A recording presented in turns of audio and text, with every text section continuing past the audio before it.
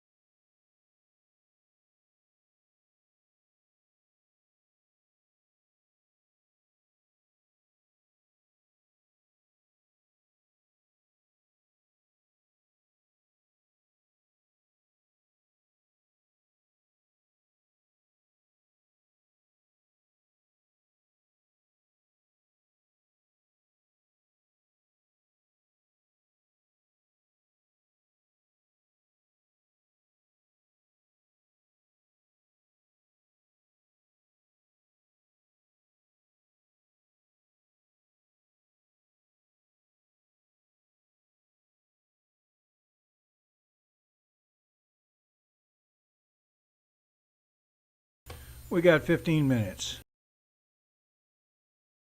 About. I just keep telling the loony left that all Vance has to do to win is to trigger Wall's PTSD from all his time in combat.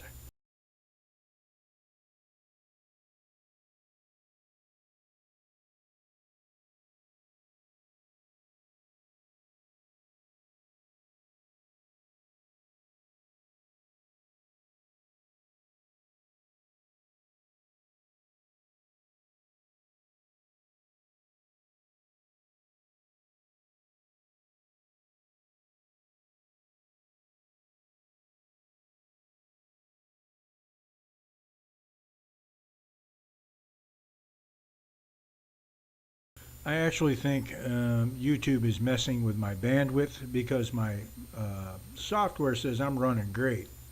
Their software says they're not getting enough, which is weird because it's their video I'm broadcasting.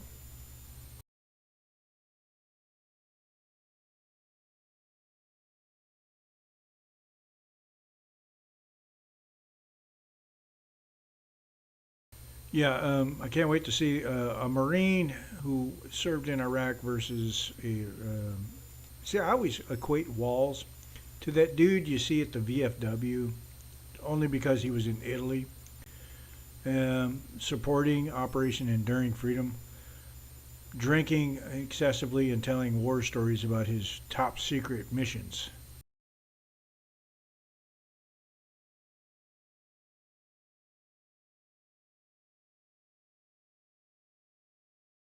Of course, he was caught like wearing a hat with the Special Forces unit crest on it, so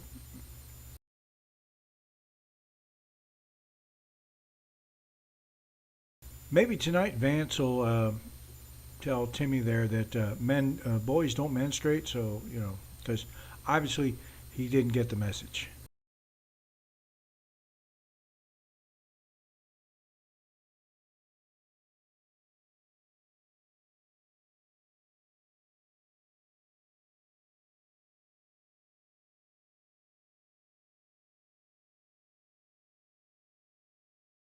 I love the fact that the loony left were already accusing Vance of lying.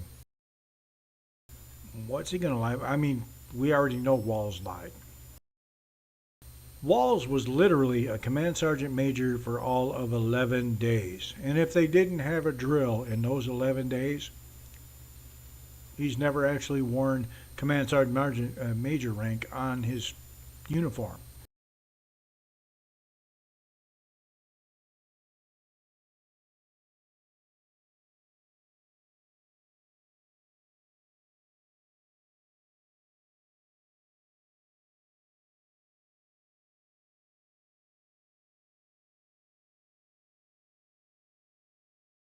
To be honest, I forgot this was on. But to be honest, also, this could probably be more important than the presidential debate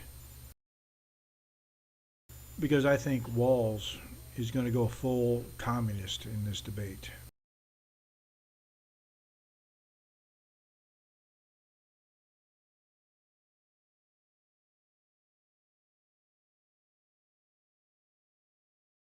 If you're here, let me know what you think.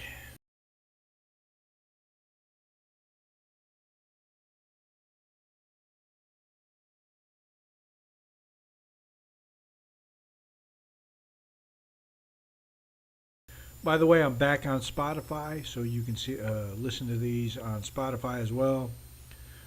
I don't have guests because, well, I live in Brazil, and they don't actually understand why I'm so into American politics until I receive my checks and the dollar is devalued. Thankfully, the Brazilians elected a bigger idiot than Americans, and the real has been devalued even more, so I still worked out for me.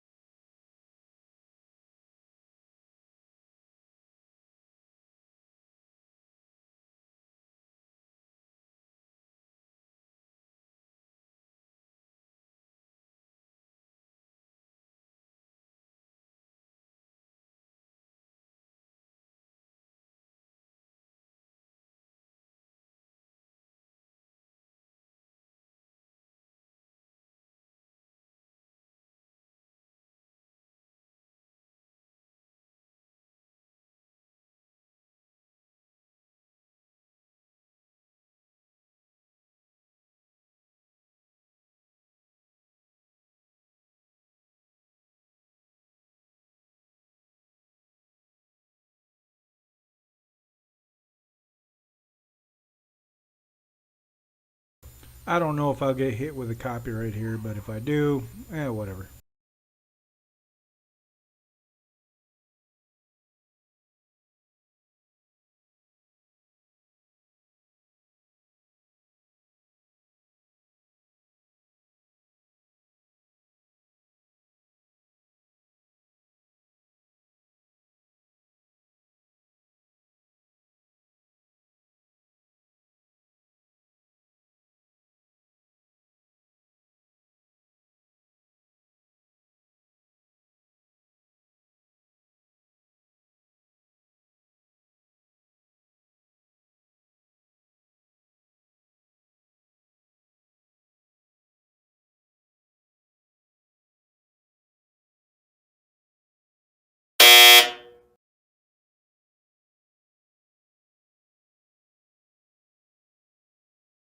I have my butt trump card all ready to go.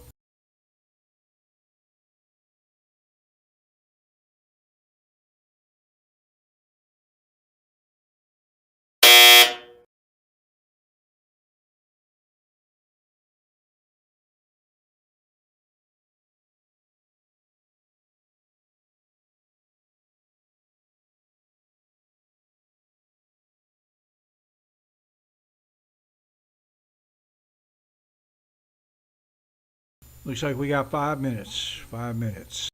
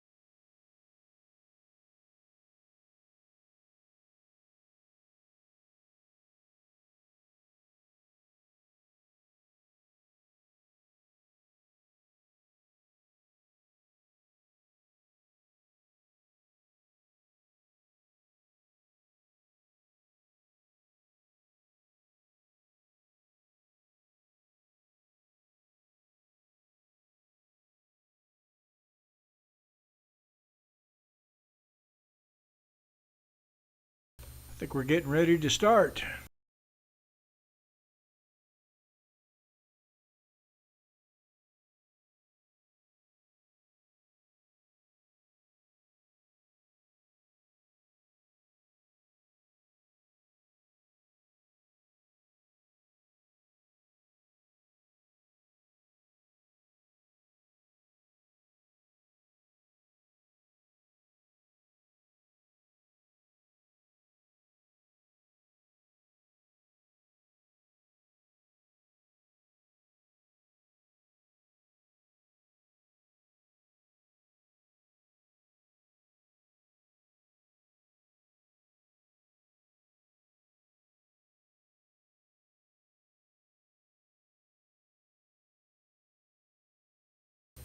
Who knows? Maybe Timmy can give us a cackling dingus accomplishment.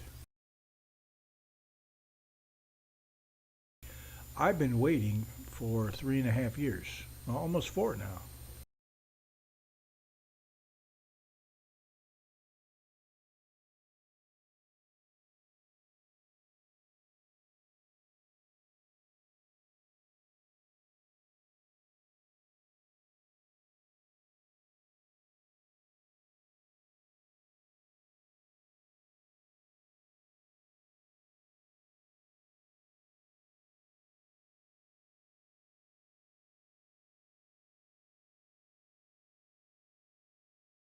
Oh, might be kicking off.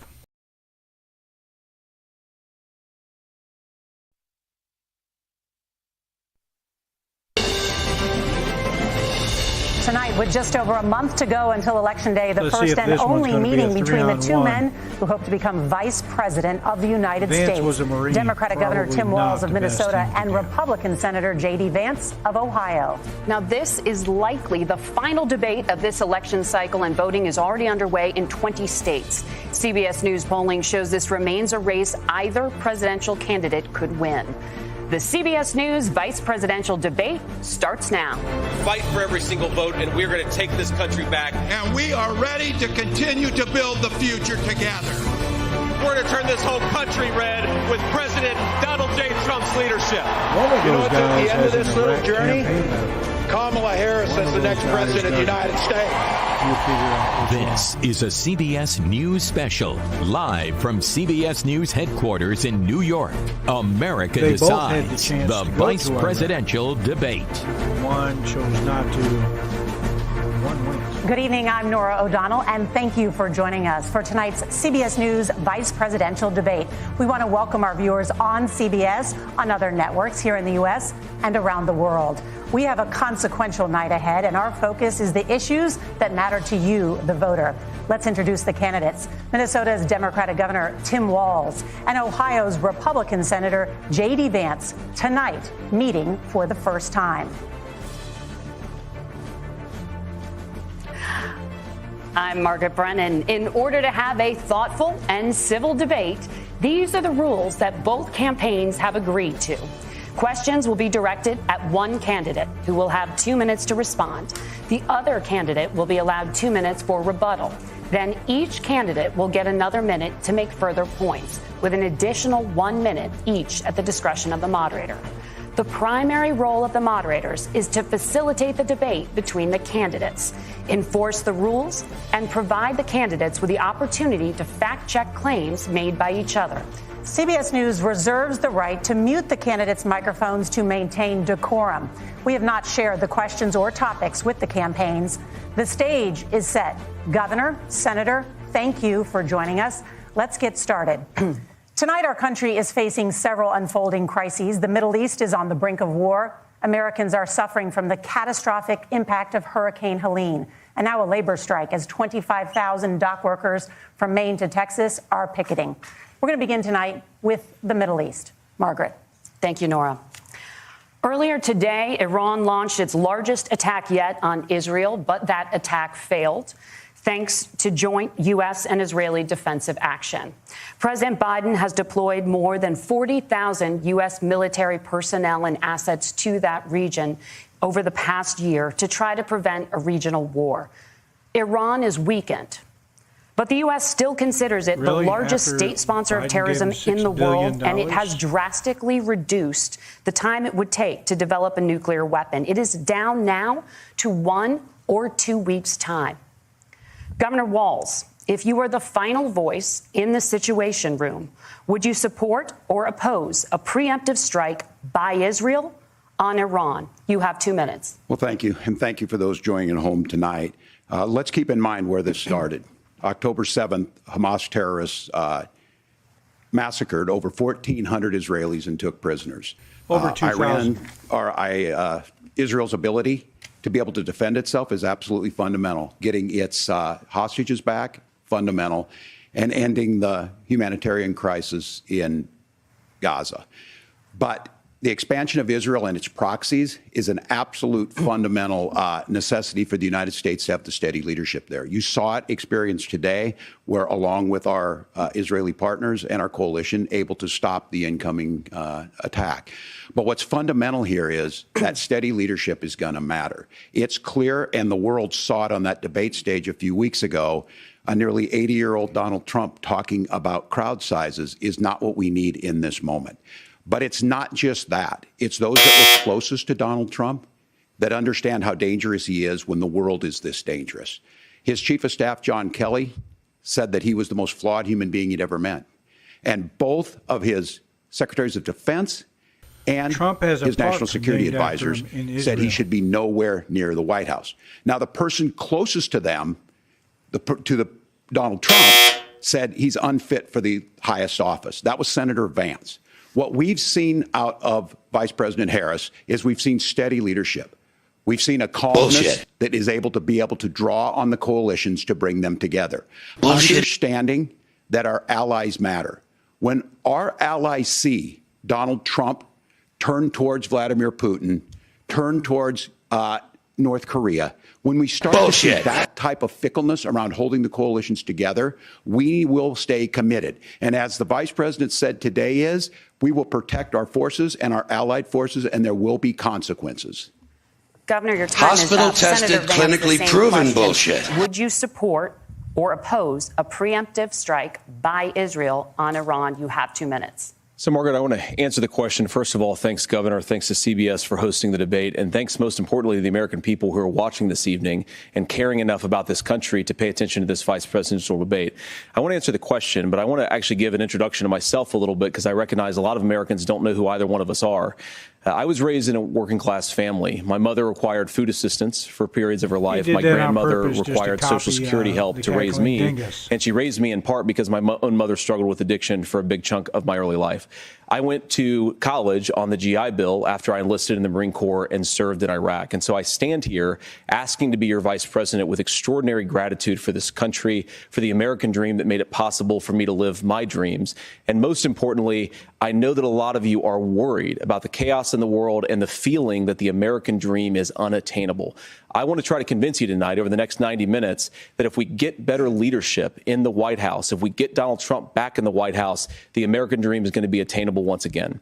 Now, to answer this particular question, we have to remember that as much as Governor Walz just accused Donald Trump of being an agent of chaos, Donald Trump actually delivered stability in the world, and he did it by establishing effective deterrence. People were afraid of stepping out of line. Iran, which launched this attack, has received over $100 billion in unfrozen assets thanks to the Kamala Harris administration. What do they use that money for? They use it to buy weapons that they're now launching against our allies, and God forbid, potentially launching against the United States as well. Donald Trump recognized that for people to fear the United States, you needed peace through strength. They needed to recognize that if they got out of line, the United States global leadership would put stability and peace back in the world. Now, you asked about a preemptive strike, Margaret, and I want to answer the question. Look, it is up to Israel what they think they need to do to keep their country safe, and we should support our allies wherever they are when they're fighting the bad guys. I think that's the right approach to take with the Israel question. Thank you, Senator. Governor Walz, do you care to respond to any of the allegations? Well, look, Donald Trump was in office. We'll sometimes hear a revisionist history, but when Donald Trump was in office, it was Donald Trump who we had a coalition of nations that had boxed Iran's nuclear program in, the inability to advance it. Donald Trump pulled that program and put nothing else in its place. So Iran is closer to a nuclear weapon than they were before because of Donald Trump's fickle leadership. And when Iran hospital-tested, clinically proven bullshit in international airspace, Donald Trump tweeted, because that's the standard diplomacy of Donald Trump. And when Iranian missiles did fall near U.S. troops, he's not saying, and they received traumatic brain injuries, $6 billion Donald Trump wrote it off as headaches. You notice he ain't saying Look, our that. allies understand that Donald Trump is fickle. He will go to whoever has the most flattery or where it makes sense to him.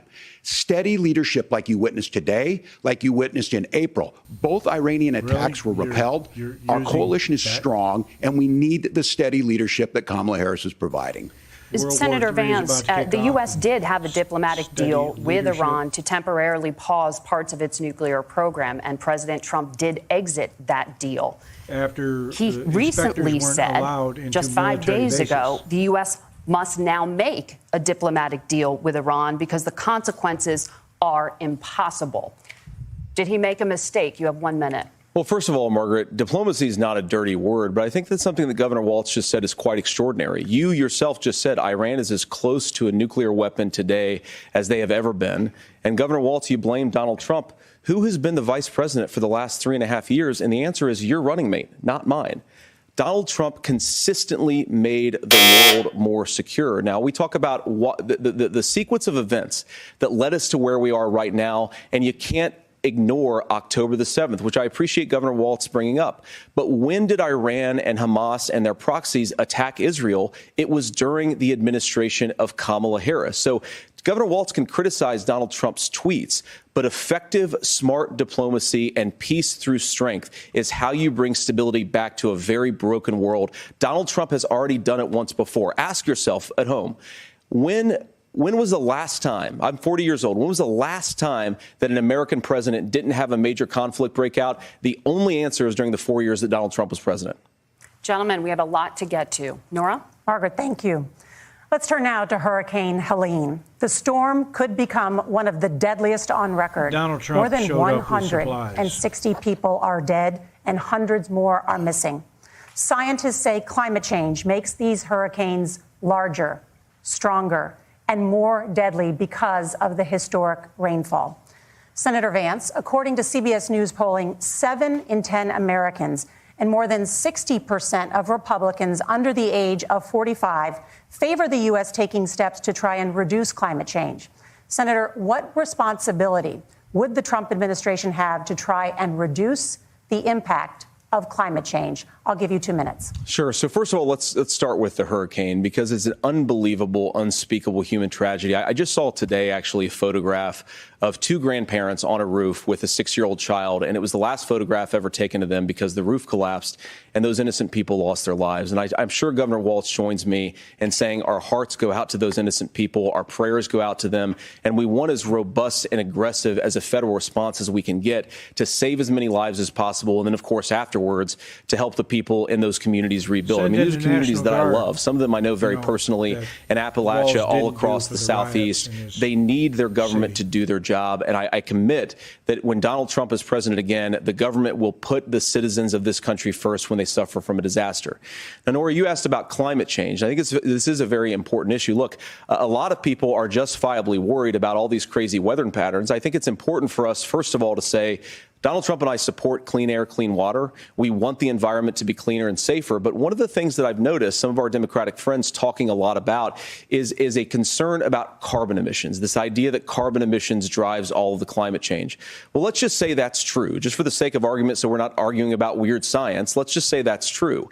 Well, if you believe that, what would you want to do? The answer is that you'd want to reshore as much American manufacturing as possible, and you'd want to produce as much energy as possible in the United States of America, because we're the cleanest economy in the entire world.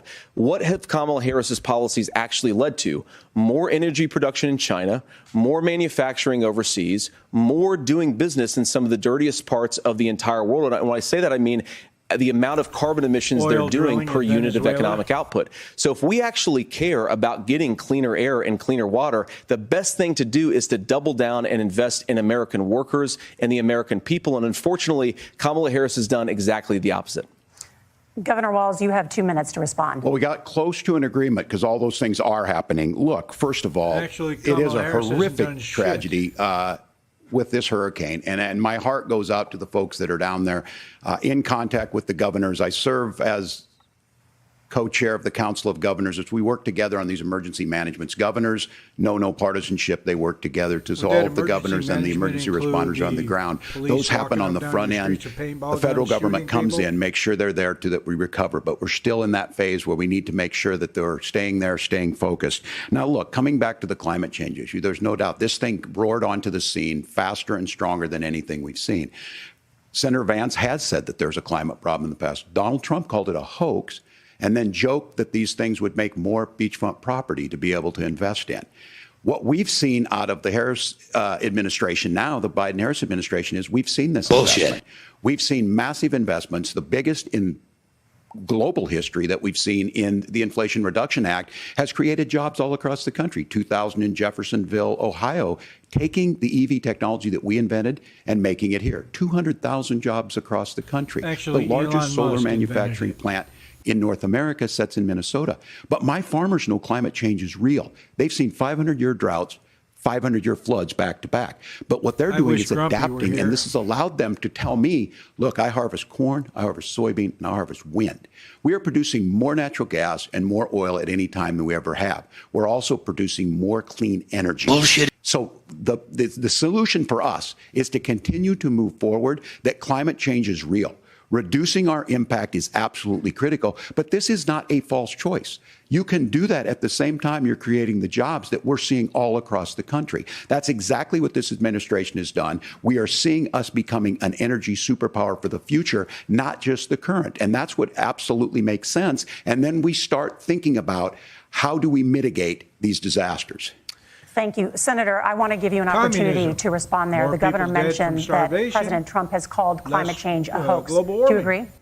Well, look, what the president has said is that if the Democrats, in particular Kamala Harris and her leadership, if they really believe that climate change is serious, what they would be doing is more manufacturing and more energy production in the United States of America, and that's not what they're doing. So clearly, Kamala Harris herself doesn't believe her own rhetoric on this. If she did, she would actually agree with Donald Trump's energy policies. Now, something Governor Walz said I think is important to touch upon, because when we talk about clean energy, I think that's a slogan that often the Democrats will use here. And I'm talking, of course, about the Democratic leadership. And the real issue is that if you're spending hundreds of millions or even billions of dollars of American 1.3 taxpayer money trillion. on solar panels that are made in China, number one, you're going to make the economy dirtier. We should be making more of those solar panels here in the United States of America. Some of them are, Tim, but a lot of them are being made overseas in China, especially the Hospital-tested, components that go into clinically those solar proven panels. So bullshit. if you really want to make the environment cleaner, you've got to invest in more energy production. We haven't built a nuclear facility, I think, one in the past 40 years. Senator. Natural gas, we got to invest more in it.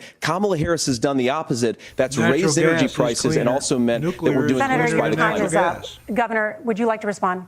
Well, look, we're producing more natural gas than we ever have. There's no moratorium on that. We're producing more oil. Hospital-tested, And clinically proven like I said bullshit. again, these are not liberal folks. These are not folks that are Green New Deal folks. These are farmers that have been drought She was one against year, fracking massive when flooding the she next was year. running for They president. understand that Weird. it makes sense. Look, our number one export cannot be topsoil from erosion from these massive storms. We saw it in Minnesota this summer. And thinking about how do we respond to that, we're thinking ahead on this. And what Kamala Harris has been able to do in Minnesota, we're starting to weatherproof some of these things. The infrastructure law that was passed allows us to think about mitigation in the future. How do we make sure that we're protecting by burying our power lines? How do we make sure that we're protecting lakefronts and things that we're seeing more and more of? But to call it a hoax and to take the oil company executives to Mar-a-Lago, say, give me money for my campaign, and I'll let you do whatever you want. We can be smarter about that, and an all-above energy policy is exactly what she's doing, creating those jobs right here. Governor, your time is up. The overwhelming consensus among scientists is that the Earth's climate is warming at an unprecedented rate. Margaret? Thank you, Nora. We're going to turn now to immigration. The crisis at the U.S.-Mexico border consistently ranks as one of the top issues for American voters. Senator Vance, your campaign is pledging to carry out the largest mass deportation plan in American history and to use the U.S. military to do so. Could you He be has more never specific said about that. exactly how this will work?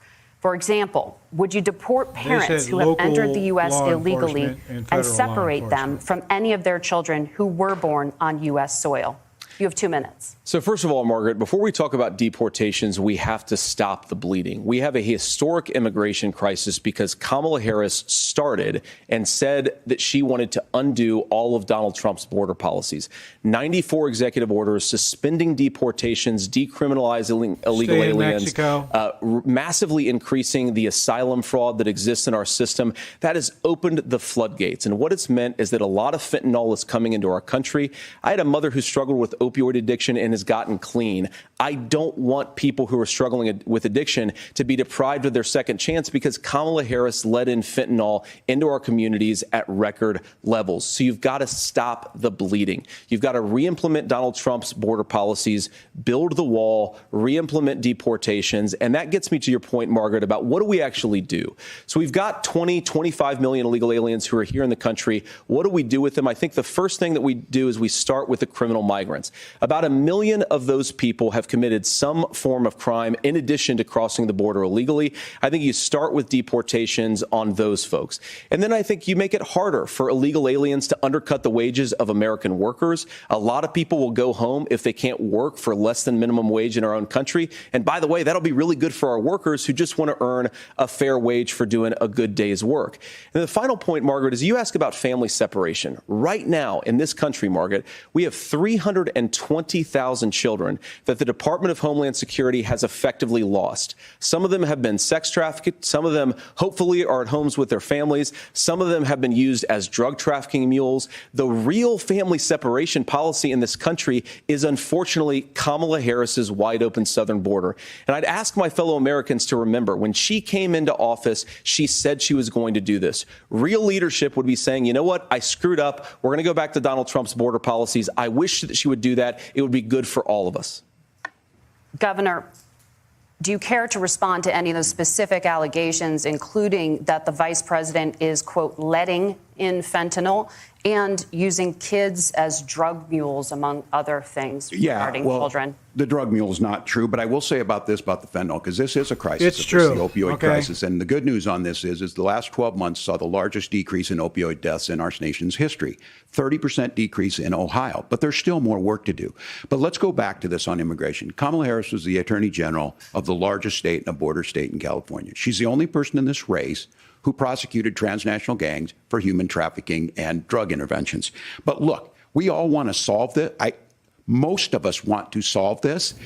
And that is the United States Congress. That's the Border Patrol agents. That's the Chamber of Commerce. That's most Americans out here. That's why we had the fairest and the toughest bill on immigration that this nation's seen. It was crafted by a conservative senator from Oklahoma, James Lankford. I know him. He's super conservative, but he's a man of principle, wants to get it done. Democrats and Republicans worked on this piece of legislation. The Border Patrol said, this is what we need in here. These are the experts. And the Chamber of Commerce and the Wall Street Journal said, pass this thing. Kamala Harris helped get there. 1,500 new border agents, detection for drugs, DOJ money to speed up these the adjudications on this, just what America wants. But as soon as I was getting ready to pass and actually tackle this, Donald Trump said no, told them to vote against it because it gives him a campaign issue. It gives him to, what would Donald Trump talk about if we actually did some of these things? And they need to be done by the legislature. You can't just do this through the executive branch. Yes, so look, we have the options to do this. Donald Trump had 4 years. He had 4 years to do this. And he promised you, America, how easy it would be. I'll build you a big, beautiful wall, and Mexico will pay for it. Less than 2% of that wall got built, and Mexico didn't pay a dime. But here we are again, 9 years after he came down that escalator, and then sold off dehumanizing that were already paid people for pennies and telling on them the what he was dollar. going to do. As far as the deportation plan, at one point, Senator Vance said it was so unworkable to be laughable. So that's where we're at. Pass the bill, she'll sign it. Governor, your time is up. Senator, the question was, will you separate parents from their children, even if their kids are U.S. citizens? You have 1 minute. Margaret, my point is that we already have massive child separations thanks to Kamala Harris's open border. And I didn't accuse Kamala Harris of inviting drug mules. I said that she enabled the Mexican drug cartels to operate freely in this country. And we know that they use children as drug mules. And it is a disgrace, and it has to stop. Look, I think what Tim said just doesn't pass the smell test. For 3 years, Kamala Harris went out bragging that she was going to undo Donald Trump's border policy. She did exactly that. We had a record number of illegal crossings. We had a record number of fentanyl coming into our country. And now that she's running for president, or a few months before, she says that somehow she got religion and cared a lot about a piece of legislation. The only thing that she did when she became the vice president, when she became the appointed border czar, was to undo 94 Donald Trump executive actions that opened the border. This problem is leading to massive problems in the United States of America. Parents who can't afford health care, schools that are overwhelmed. It's got to stop, and it will when Donald Trump is president again. Senator, your time is up. Governor, what about our CBS News polling, which does show that a majority of Americans, more than 50%, support mass deportations? Look, we fix this issue with a bill that is necessary, but the issue on this is what happens when you don't want to solve it. You demonize it. Bullshit. And we saw this, and Senator Vance, and it surprises me on this, talking about and saying, I will create stories to bring attention to this. That vilified a large number of people who were here legally in the community of Springfield. The Republican governor said, it's not true. Don't do it. There's consequences for this. There's consequences. We could come together. Senator Langford did it. We could come together and solve this if we didn't let Donald Trump continue to make it an issue. And the consequences hospital tested, clinically proven the governor bullshit. had to send state law enforcement to escort kindergartners to school. I believe Senator Vance wants to solve this, but by standing with Donald Trump and not working together to find a solution, it becomes a talking point. And when it becomes a talking point like this, we dehumanize and villainize other human beings. Tim, Governor, your time is up. Senator, I'll give you 1 minute, but let me just ask you the question first. The governor has made the point, and I think as a sitting lawmaker, you know that Congress controls the purse strings and any funding. So you have said repeatedly that Donald Trump would, through executive action, solve this. Do you disagree that Congress controls the purse strings and would need to support many of the changes that you would actually want to implement? You have 1 minute. Look, Margaret, first of all, the gross majority of what we need to do at the southern border is just empowering law enforcement to do their job. I've been to the southern border more than our borders are. Kamala Harris has been. And it's actually heartbreaking because the Border Patrol agents, they just want to be empowered to do their job. Of course, additional resources would help. But most of this is about the president and the vice president empowering our law enforcement to say, if you try to come across the border illegally, you've got to stay in Mexico. You've got to go back through proper channels. Now, Governor Walz brought up the community of Springfield, and he's very worried about the things that I've said in Springfield. Look, in Springfield, Ohio, and in communities all across this country, you've got schools that are overwhelmed. You've got hospitals that are overwhelmed. You have got housing that is totally unaffordable because we brought in millions of illegal immigrants to compete with Americans for scarce homes. The people that I'm most worried about in Springfield, Ohio, are the American citizens who have had their lives destroyed by Kamala Harris's open border. It is a disgrace, Tim. And I actually think, I agree with you. I think you want to solve this problem, but I don't think that Kamala Harris does. Senator, your time is up. Governor, you have 1 minute to respond. Yeah, well, it is law enforcement that asked for the bill. They helped craft it. They're the ones that supported it. That's because they know we need to do this. So they were worried about Ukraine? Of continuing to bring this up, of not dealing with it, of blaming migrants for everything. On housing, we could talk a little bit about Wall Street speculators buying up housing and making them less affordable. But Bullshit. It becomes a blame. Look, this bill also gives the money necessary to adjudicate. I agree. It should not take 7 years for an asylum claim to be done. This bill gets it done in 90 days. Then you start to make a difference in this, and you start to adhere to what we know, American principles. I don't talk about my faith a lot, but Matthew 25:40 talks about, to the least amongst us, you do unto me. I think that's true of most Americans. They simply want order to it. This bill does it. It's funded. It's supported by the people who do it. And it lets us keep our dignity about how we treat other people. Thank you, Governor. And just to clarify for our viewers, Springfield, Ohio does have a large number of Haitian migrants who have legal status.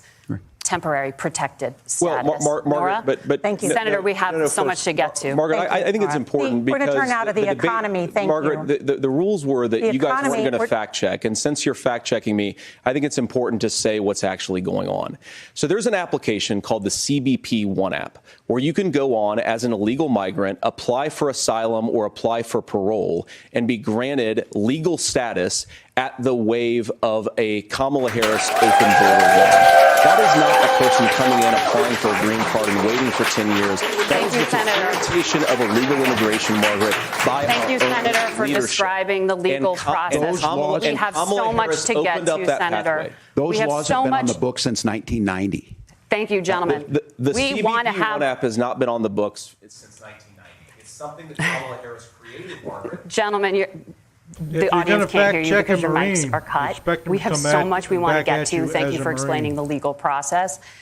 Nora? Thank you, Margaret. The economy is a top concern for voters. Each of your campaigns has released an economic plan, so let's talk about the specifics. Governor Walz, Vice President Harris unveiled a plan that includes billions in tax credits for manufacturing, housing, and a renewed child tax credit. The Wharton School says your proposals will increase the nation's deficit by $1.2 trillion. How would you pay for that without ballooning the deficit? Governor, I'll give you 2 minutes. Yeah, thank you. And Kamala Harris and I do believe in the middle class because that's where we come from. We both grew up in that. We understand. So those of you out there listening tonight, you're hearing a lot of stuff back and forth, and it's good. It's healthy. That's what this is supposed to happen. You should be listening. How's this going to impact me? The bold forward plan that Kamala Harris put out there is talking about this housing issue. The one thing is there's 3 million new houses proposed under this plan with down payment assistance on the front end to get you in a house. A house is much more than just an asset to be traded somewhere. It's foundational to where you're at. And then making sure that the things you buy every day, whether they be prescription drugs or other things, that there's fairness in that. Look, the $35 insulin is a good thing, but it costs $5 to make insulin.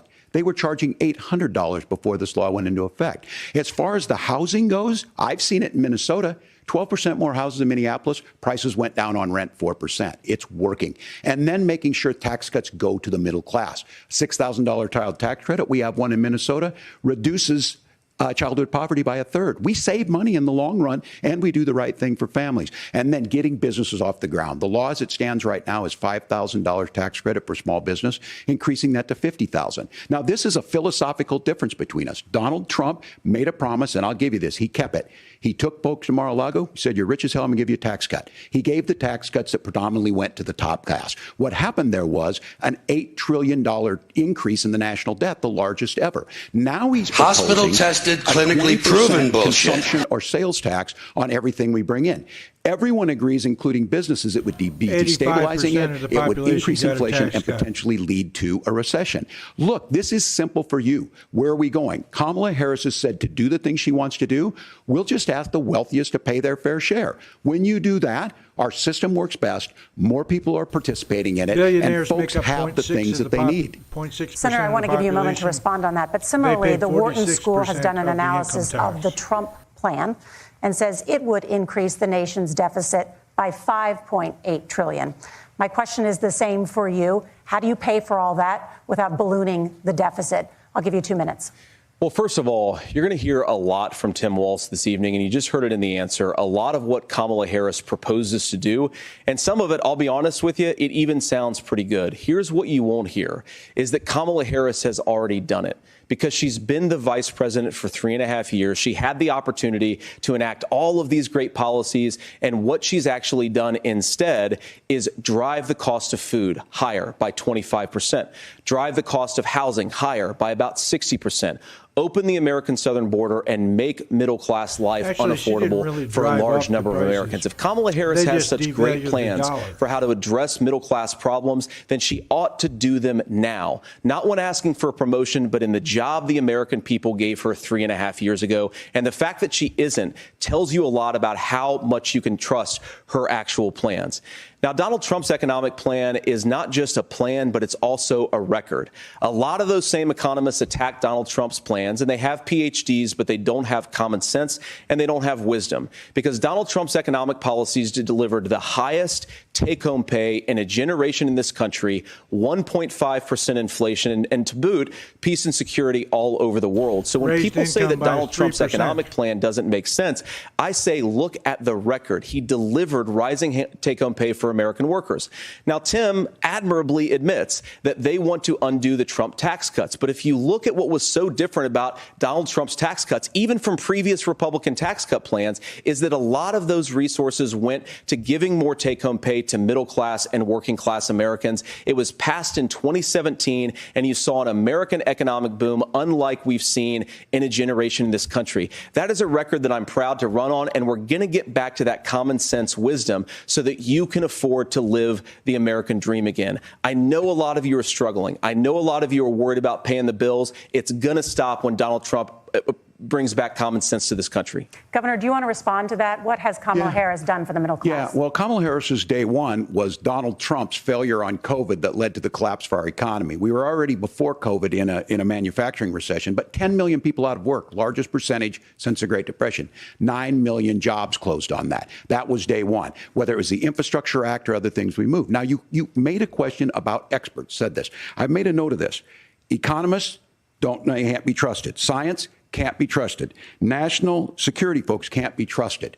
Look, if you're going to be president, you don't have all the answers. Donald Trump believes he does. My pro tip of the day is this. If you need heart surgery, listen to the people at the Mayo Clinic in Rochester, Minnesota, not Donald Trump. And the same thing goes with this. And I ask you out there, teachers, nurses, truck drivers, or whatever, how is it fair that you're paying your taxes every year and Donald Trump hasn't paid any federal tax in the last 15 years, and the last year as president? That's what's wrong with the system. There's a way around it, and he's bragged about that. We're just asking for fairness in it, and that's all you want. You have a minute. Governor, you say trust the experts. But those same experts for 40 years said that if we shipped our manufacturing base off to China, we'd get cheaper goods. They lied about that. They said if we shipped our industrial base off to other countries, to Mexico and elsewhere, it would make the middle class stronger. They were wrong about that. They were wrong about the idea that if we made America less self-reliant, less productive in our own nation, that it would somehow make us better off, and they were wrong about it. And for the first time in a generation, Donald Trump had the wisdom and the courage to say to that bipartisan consensus, we're not doing it anymore. We're bringing American manufacturing back. We're unleashing American energy. We're going to make more of our own stuff. And this isn't just an economic issue. I've got three beautiful little kids at home, 7, 4, and 2, and I love them very much, and I hope they're in bed right now. But look, so many of the drugs, the pharmaceuticals that we put in the bodies of our children are manufactured by nations that hate us. This has to stop. And we're not going to stop it by listening to experts. We're going to stop it by listening to common sense wisdom, which is what Donald Trump governed on. Senator, your time is up. Governor Walz, can you address that? I mean, voters say they trust Donald Trump on the economy more. Why? Well, if you're listening tonight and you want billionaires to get tax cuts, you heard what the numbers were. Look, I'm a union guy on this. I'm not a guy who wanted to ship things overseas, but I understand that, look, we produce soybeans and corn. We need to have fair trading partners. That's something that we believe in. I think the thing that most concerns me on this is Donald Trump was the guy who created the largest trade deficit in American history with China. So the rhetoric is good. Much of what the senator said right there, I'm in agreement with him on this. I watched it happen too. I watched it to my community, and we talked about that. But we had people undercutting the right to collectively bargain. We had right to work states made it more difficult. We had companies that were willing to ship it over, and we saw people profit. Folks that are venture capital in some cases, putting money into companies that were overseas. We're in agreement that we bring those home. The issue is Donald Trump is talking about it. Kamala Harris has a record, 250,000 more manufacturing jobs just out of the IRA. May I respond to that? Trump increased appreciate that. So jobs if you notice, 300%. what Governor Walz just did is he said, first of all, Donald Trump has to listen to the experts.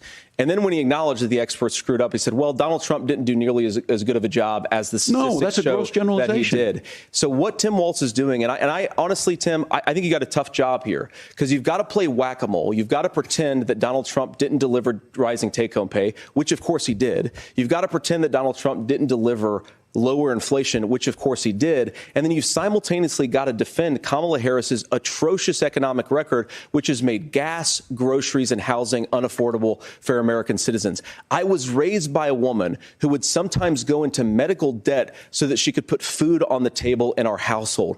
I know what it's like to not be able to afford the things that you need to afford. We can do so much better. To all of you watching, we can get back to an America that's affordable again. We just got to get back to common sense economic principles. I hope we have a conversation on health care then. Senator, Governor. Please. Thank you. Margaret? We have a lot to get to ahead, gentlemen, on many topics. But right now, I want to talk about personal qualifications. The vice president is often the last voice the president hears before making consequential decisions. We want to ask you about your leadership qualities. Governor Walz, you said you were in Hong Kong during the deadly Tiananmen Square protests in the spring of 1989. But Minnesota Public Radio and other media outlets are reporting that you actually didn't travel to Asia until August of that year. Can you explain that discrepancy? Yeah, well, and to the folks out there who didn't get at the top of this, look, I grew up in small rural Nebraska, town of 400, town that you rode your bike with your buddies till the streetlights come on, and I'm proud of that service. I joined the National Guard at 17, worked on family farms, and then I used the GI Bill to become a teacher, passionate about it, a young teacher. My first year out, I got the opportunity in the summer of '89 to travel to China. 35 years ago, be able to do that. I came back home and then started a program to take young people there. We would take basketball teams, we would take baseball teams, we would take dancers, and we would go back and forth to China. The issue for that was to try and learn. Now, look, my community knows who I am. They saw where I was at. Look, I will be the first to tell you, I have poured my heart into my community. I've tried to do the best I can, but I've not been perfect. And I'm a knucklehead at times, but it's always been about that. Those same people elected me to Congress for 12 years.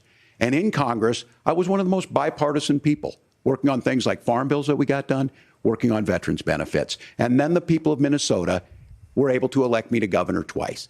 So look, my commitment has been from the beginning to make sure that I'm there for the people, to make sure that I get this right. I will say more than anything, many times I will talk a lot. I will get caught up in the rhetoric. But being there, the impact it made, the difference it made in my life, I learned a lot about China. I hear the critiques of this. I would make the case that Donald Trump should have come on one of those trips with us. I guarantee you he wouldn't be praising Xi Jinping about COVID, and I guarantee you he wouldn't start a trade war that he ends up losing. So this is about trying to understand the world. It's about trying to do the best you can for your community, and then it's putting yourself out there and letting your folks understand what it is. My commitment, whether it be through teaching, which I was good at, or whether it was being a good soldier or was being a good member of Congress, you were not a good soldier. Those are the things that I think are the values that people care about.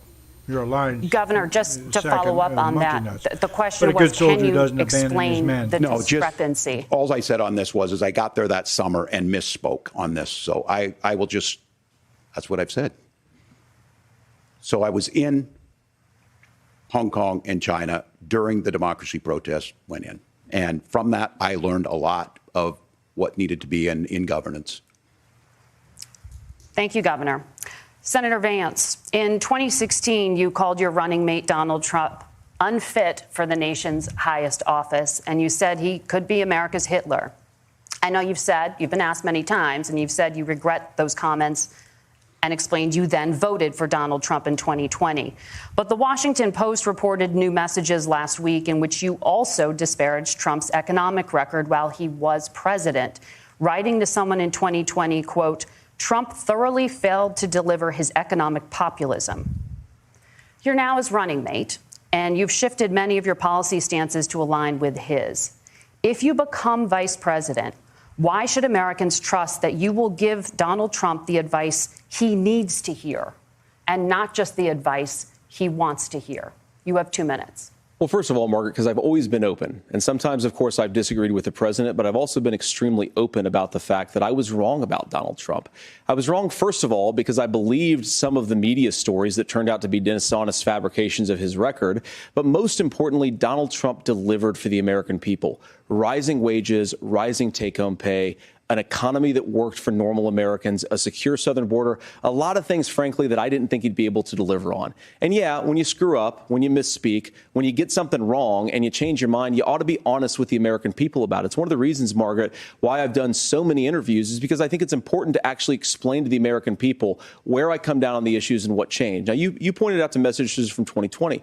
Margaret, I've been extremely consistent that I think there were a lot of things that we could have done better in the Trump administration the first round if Congress was doing its job. I strongly believe, and I've been a United States senator, that Congress is not just a high-class debating society. It's not just a forum for senators and congressmen to whine about problems. It's a forum to govern. So there were a lot of things on the border, on tariffs, for example, where I think that we could have done so much more if the Republican Congress and the Democrats in Congress had been a little bit better about how they govern the country. They were so obsessed with impeaching Donald Trump, they couldn't actually govern. And I want to talk about this tariff issue in particular, Margaret, because Tim just accused this of being a national sales tax. Look, the one thing, And you're not, probably surprised to hear me praising Joe Biden, but the one thing that Joe Biden did is he continued some of the Trump tariffs that protected American manufacturing jobs. And it's the one issue, the most pro-worker part of the Biden administration, it's the one issue where Kamala Harris has run away from Joe Biden's record. Think about this. If you're trying to employ slave laborers in China at $3 a day, you're going to do that and undercut the wages of American workers unless our country stands up for itself and says you're not accessing our markets unless you're paying middle-class Americans a fair wage. Senator, your time is up. Nora? Thank you. Now to the issue of reproductive rights. Governor Walz, after Roe versus Wade was overturned, you signed a bill into law that made Minnesota one of the least restrictive states in the nation when it comes to abortion. Former President Trump said in the last debate that you believe abortion, quote, in the 9th month is absolutely fine. Yes or no? Is that what you support? I'll give you 2 minutes. That's not what the bill says. But look, this issue is what's on everyone's mind. Donald Trump put this all into motion. He brags about how great it was that he put the judges in and overturned Roe versus Wade, 52 years of personal autonomy. And then he tells us, he did not overturn Roe v. Wade. Thing. They sent it back to the states Amanda because there is would no disagree abortion with you law. on it's a beautiful Never thing. has been. A young bride in Texas waiting for their child at 18 weeks. She has a complication, a tear in the membrane, needs to go in. The medical care at that point needs to be decided by the doctor. And that would have been an abortion. But in Texas, that would have put them in legal jeopardy. She went home, got sepsis, nearly dies, and now she may have difficulty having children. Or in Kentucky, Hadley Duvall, a 12-year-old child raped and impregnated by her stepfather. Those are horrific. Now, when God asked about that, Senator Vance said 2 wrongs don't make a right. There is no right in this. So in Minnesota, what we did was restore Roe versus Wade. We made sure that we put women in charge of their health care. But look, this is not where, if you don't know Amanda or a Hadley, you soon will. Their Project 2025 is going to have a registry of pregnancies. Which has nothing to do with more Donald difficult, Trump. if not impossible, to get contraception and limit access, if not eliminate access to infertility treatments. For so many of you out there listening, me included, infertility treatments are why I have a child. That's nobody else's business, but those things are being proposed. And the catch-all on this is, well, the states will decide what's right for Texas might not be right for Washington. That's not how this works. This is basic human right. We have seen maternal mortality skyrocket in Texas, outpacing many other countries in the world. This is about health care. In Minnesota, we are ranked first in health care for a reason. We trust women. We trust doctors. Senator, do you want to respond to the governor's claim? Will you create a federal pregnancy monitoring agency?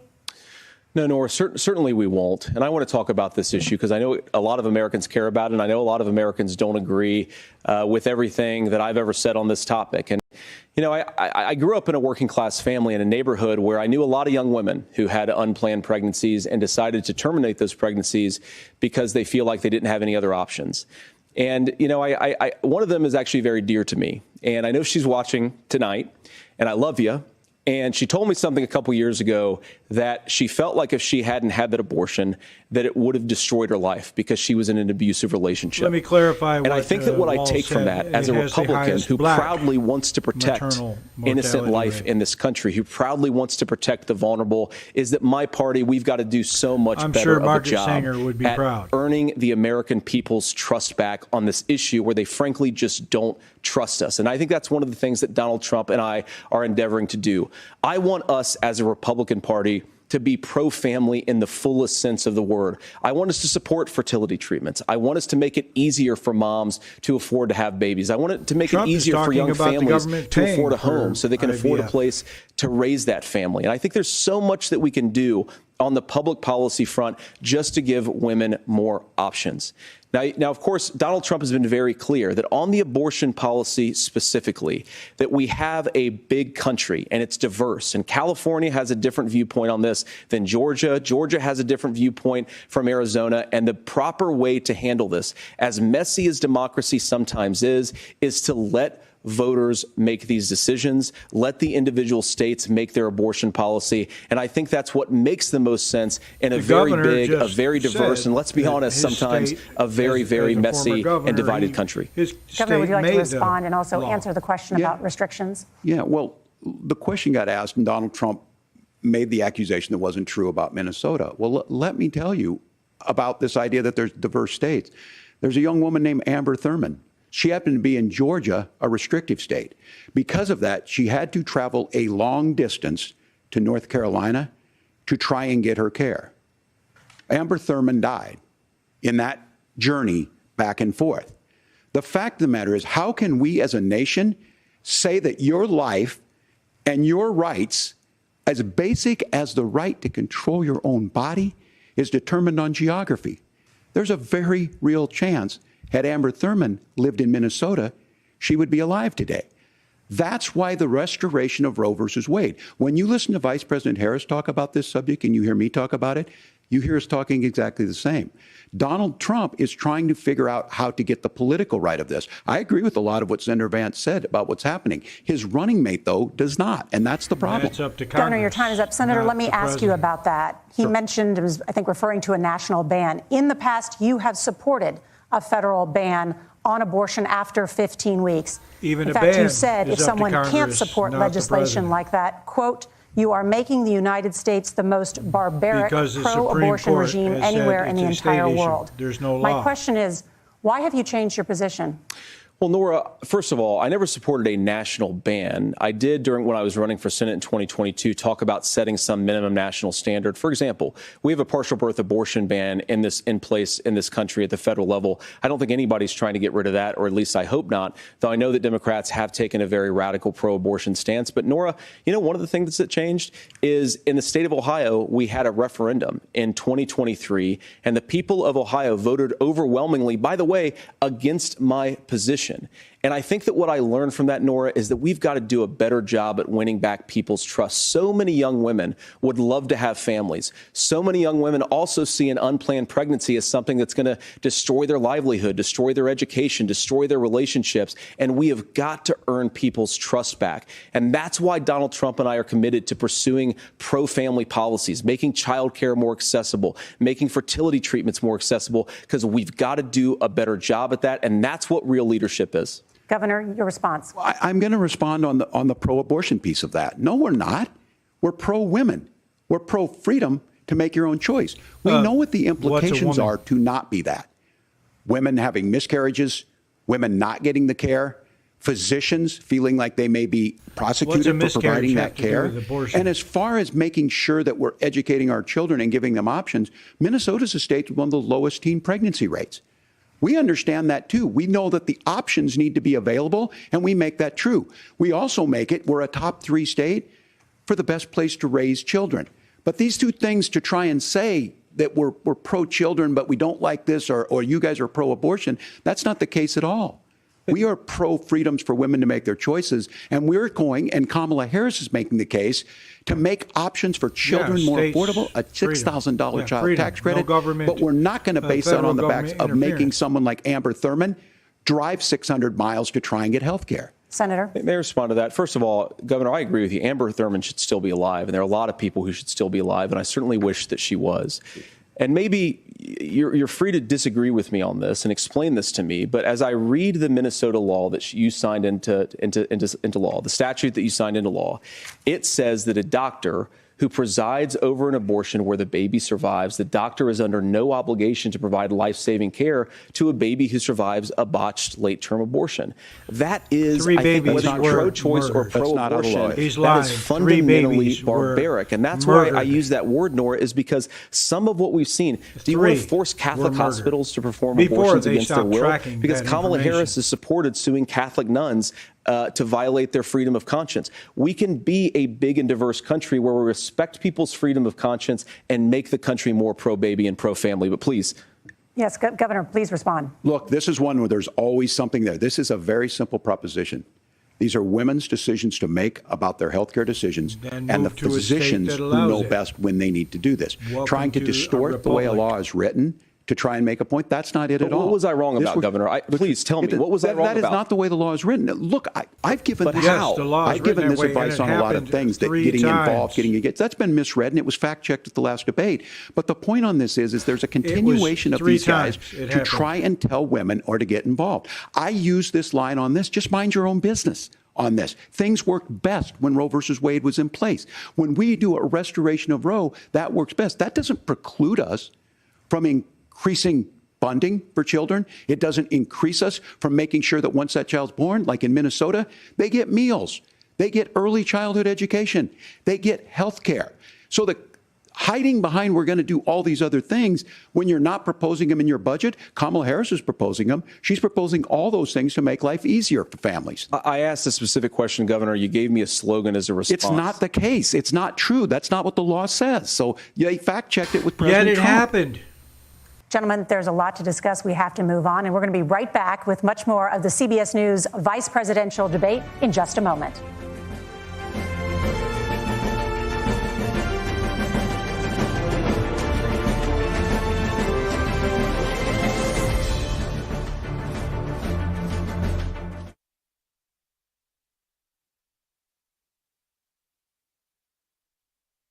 Paper targets won't fight back. Are you prepared for the real thing? You bought a gun, or maybe it was issued to you. You've hit the range and put holes in paper targets. But now what? Those paper targets aren't coming for you in a dark alley. They won't break into your home at 3 a.m. That's where tactical training with firearms comes in. This book takes you beyond the basics, beyond paper targets. It teaches you how to defend yourself in real-world situations, from safety and negotiation to stealth and speed. You'll learn Cooper's color code system of mental awareness and how to handle multiple attackers, how to shoot in low-light conditions and perform force-on-force simulation training safely. Remember, a firearm is just a tool. In a crisis, you'll fall back on the lowest level of training you've received. Make sure that level is high. This book is just $15. Compare that to the baseline funeral cost of $2,000. Which would you rather pay for? Upgrade your training, upgrade your survivability. Get the book, stay alive.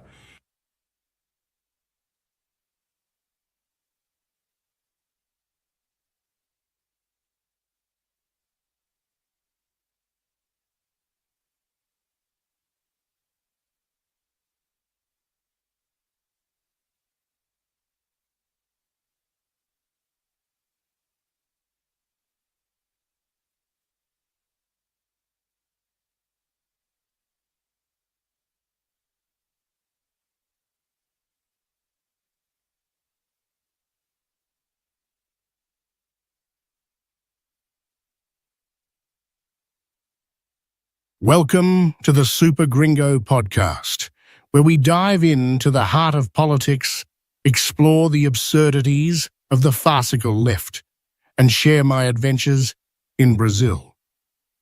Join me, Sean Armstrong, every Saturday at 7:00 p.m. Eastern Standard Time. Engage with us on Facebook and Instagram. On Facebook, search Sean the Super Gringo Armstrong, and Instagram, super.gringo68. Don't miss out.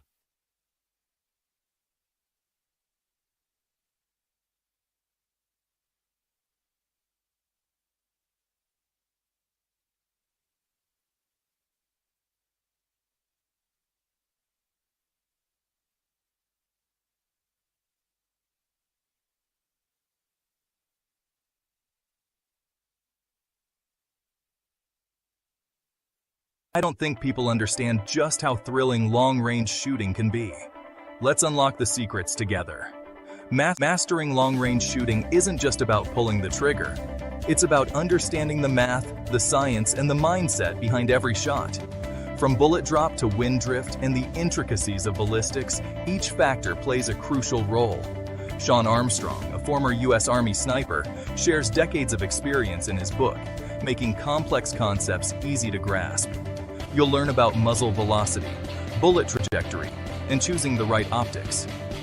But knowledge alone isn't enough. Mastering fundamentals like breathing techniques, trigger control, and body positioning are key. Combine this understanding with dedicated practice, and you'll see your accuracy soar. So grab your gear, head to the range, and start unlocking your potential. Long-range shooting isn't just a skill, it's an adventure. Ready to take the shot?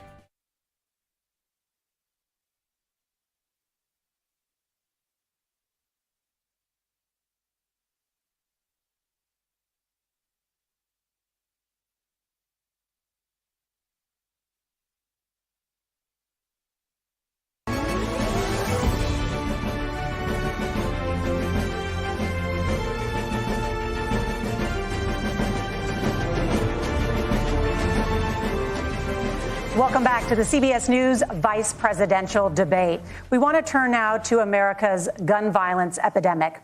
The leading cause of death for children and teens in America is by firearms. Senator Vance, you oppose most gun legislation that Democrats claim would curb gun violence. You oppose red flag gun laws and legislation to ban certain semi-automatic rifles, including AR-15s. So let me ask you, earlier this year, for the first time, the parents of a school shooter were convicted of involuntary manslaughter and sentenced to 10 years in prison. Do you think holding parents responsible could curb mass shootings? I'll give you 2 minutes. Yeah, well, Nora, on that particular case, I don't know the full details, but I certainly trust local law enforcement and local authorities to make those decisions. I think in some cases the answer is going to be yes, and in some cases the answer is going to be no. And the details really matter here, of course. For example, if a kid steals a gun, that's going to be different than if a parent hands over a gun knowing that their kid is potentially dangerous. But look, I want to just sort of speak as a father of 3 beautiful little kids, and our oldest is now in 2nd grade. And like a lot of parents, we send our kids to school with such hope and such joy and such pride at their little faces on the first day of school. And we know, unfortunately, that a lot of kids are going to experience this terrible epidemic of gun violence. And of course, our hearts go out to the families that are affected by this terrible stuff. And we do have to do better. And I think that Governor Walz and I actually probably agree that we need to do better on this. The question is just, how do we actually do it? Now, here's something that really bothers me and worries me about this epidemic of violence.